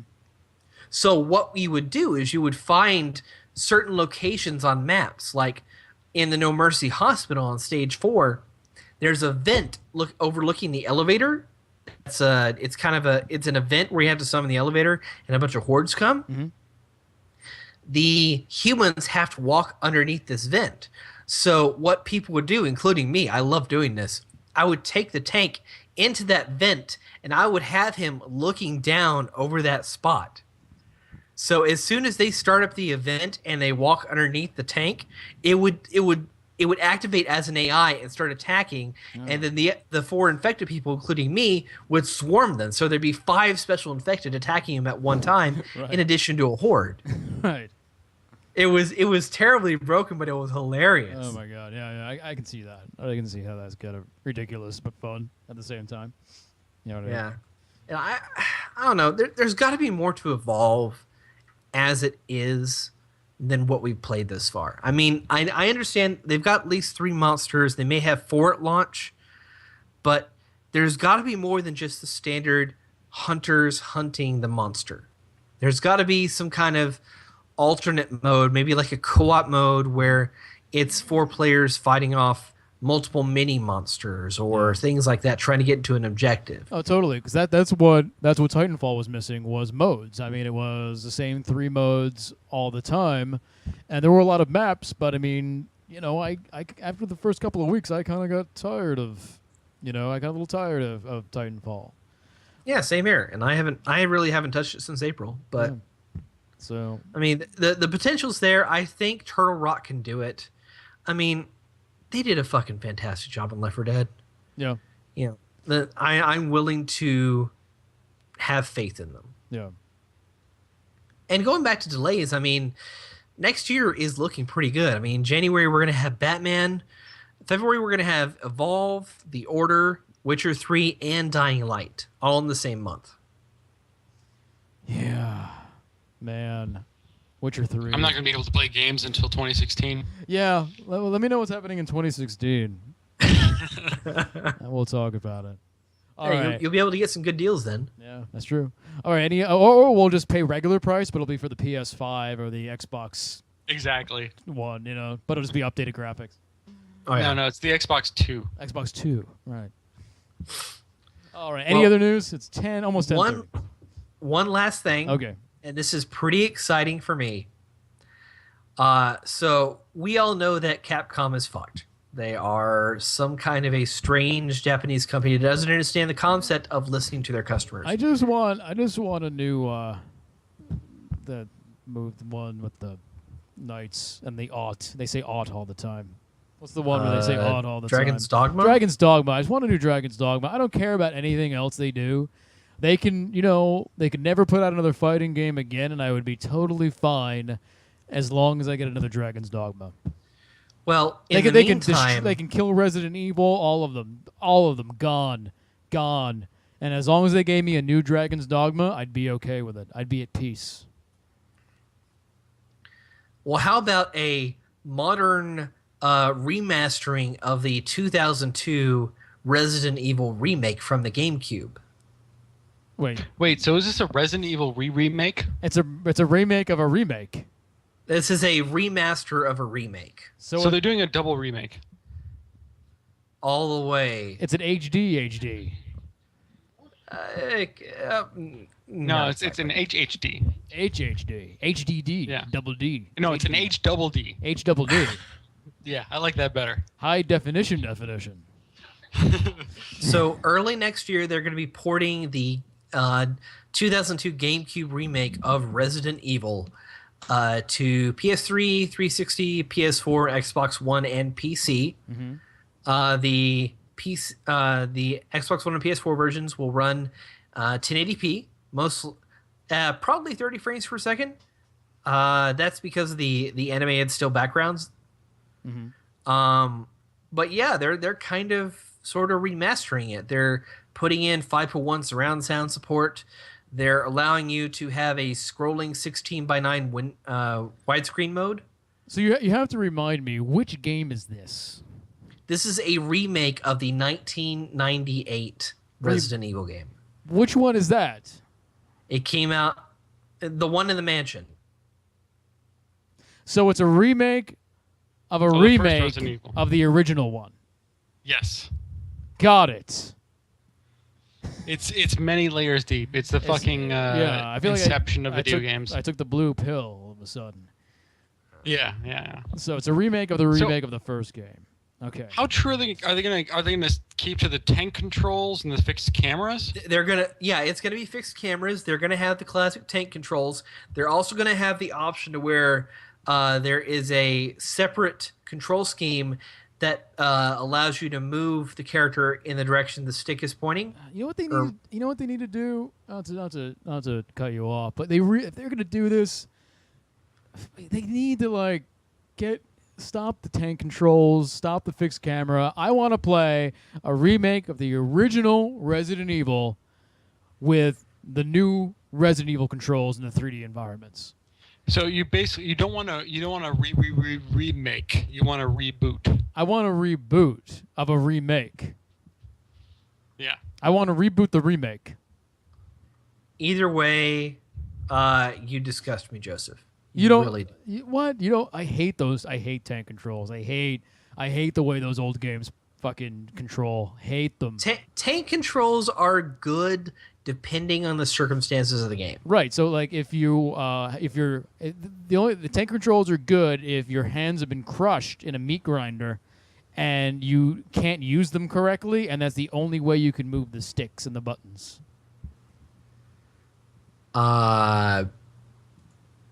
Not exactly, no. So tell me why. Well, tell me why the shitty controls are good. Tell me why really shitty controls, awful, shitty controls are good.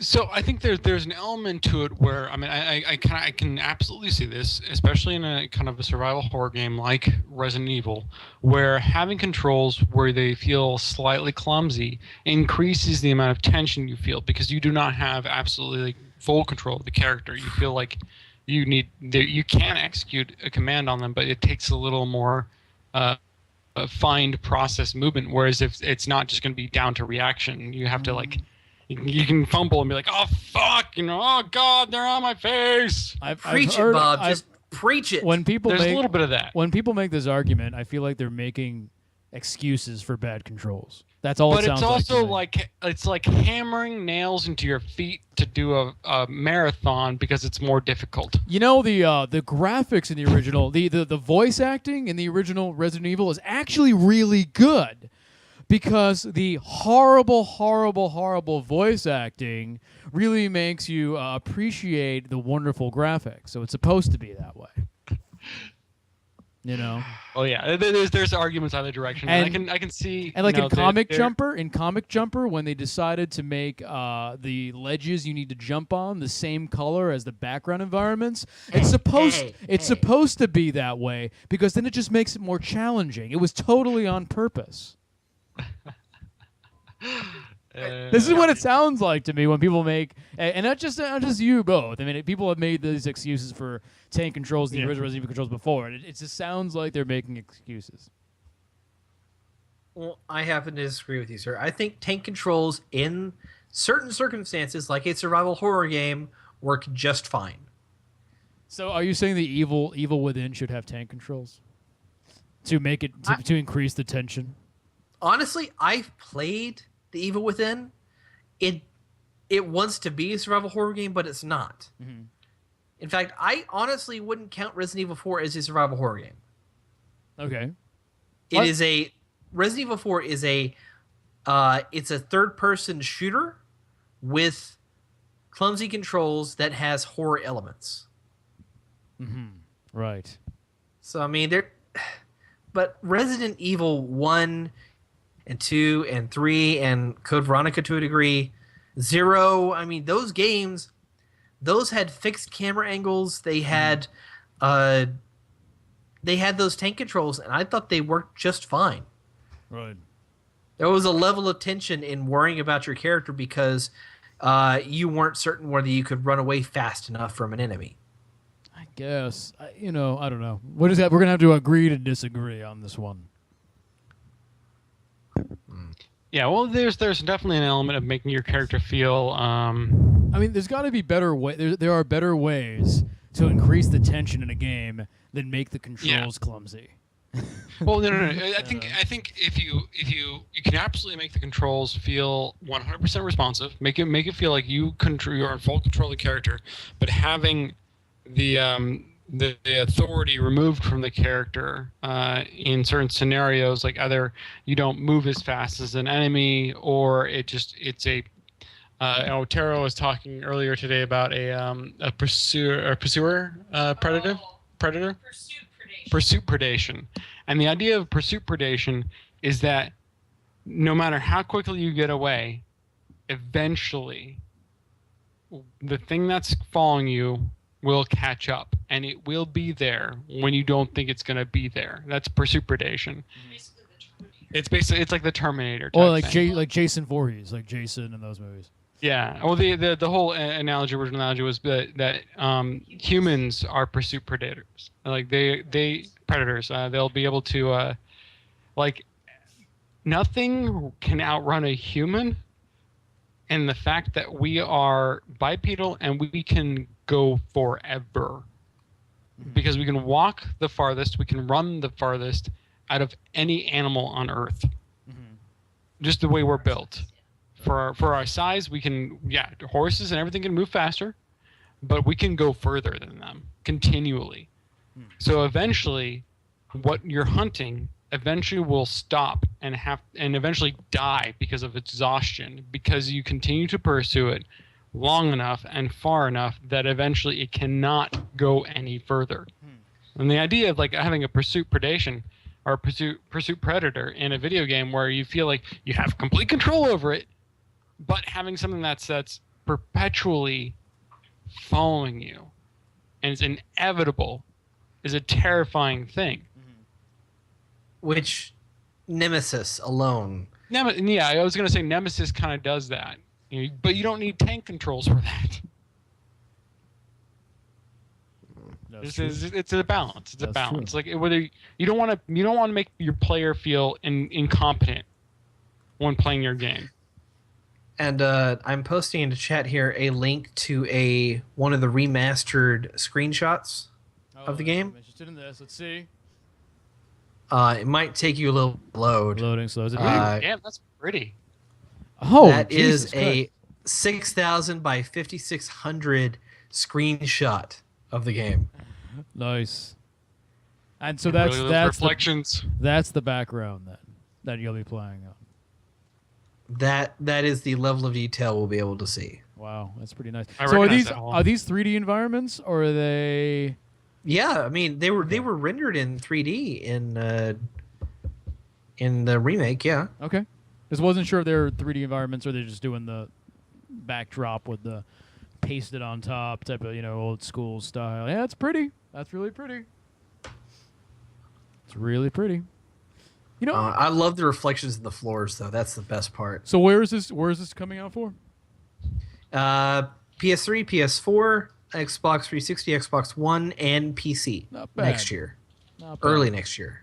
Well, good. I'll play that. That'll be fun. Oh, All fuck right. yeah. All right. It's 10:30. It's time for us to put this one to bed. Let's do our final thoughts of the evening. I'll go first. Definitely want to thank Chris Davis again for giving us a bunch of his time the past couple of days and this week, for helping us put together our Kickstarter, which has gone live tonight. Want to thank everybody who has contributed so far. Want to thank everybody who will contribute in the future. If you haven't checked it out already, definitely check out our Kickstarter. Let me put that link in. There's our Kickstarter for Tetropolis. Also, definitely check out our Steam Greenlight page. There it is. Greenlight us on Steam. If you can support us on Kickstarter, we appreciate it.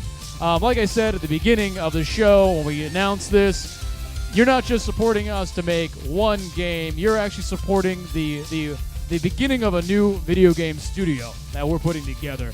So think of it as a long-term investment in any way you can help out. But thanks a lot. It's a really exciting time, and we'll definitely have more announcements coming up over the next couple of weeks, and there's going to be lots of stuff coming out. It's going to be a good time. Chris Davis. My final thought is that just because I'm done with the Next Gen Pants promo doesn't mean I'm done working on videos this month. I will be meeting up with a couple folks around town to film some promotional stuff this weekend. I won't say who and I won't say what it's about, but stay tuned. Exciting! That stuff will be exciting. Very exciting. Bob! So my final thought is that we got a hell of a month in front of us. We got obviously the Kickstarter going, we got the Greenlight going, and we're going to be continually updating those. We have a lot of things to be showing off, a lot more content that we're going to be talking about. We're going to be having a lot more playables that we're going to be going up online, and we're going to be at public events and all this bullshit, and it's going to be insane. It's going to be crazy. It's going to be crazy. Crazy. But I'm super excited. I couldn't be more excited and tired and stressed. Yeah. Excited, tired, and stressed, I think is probably the top 3 adjectives I would put on myself right now. So, all right, everybody. Well, thanks, everybody, for coming out tonight and watching Cocktail Time Live here at 4Player Network. Definitely check out the main site, 4playernetwork.com. Check out our studio website, nextgenpants.com. And once again, we thank you for supporting us in any way that you can. Definitely stick around. I think Brad will be playing something tonight. Usually he does. And if not, maybe somebody else will stop on. But thanks again for coming out tonight, and we will see you next week.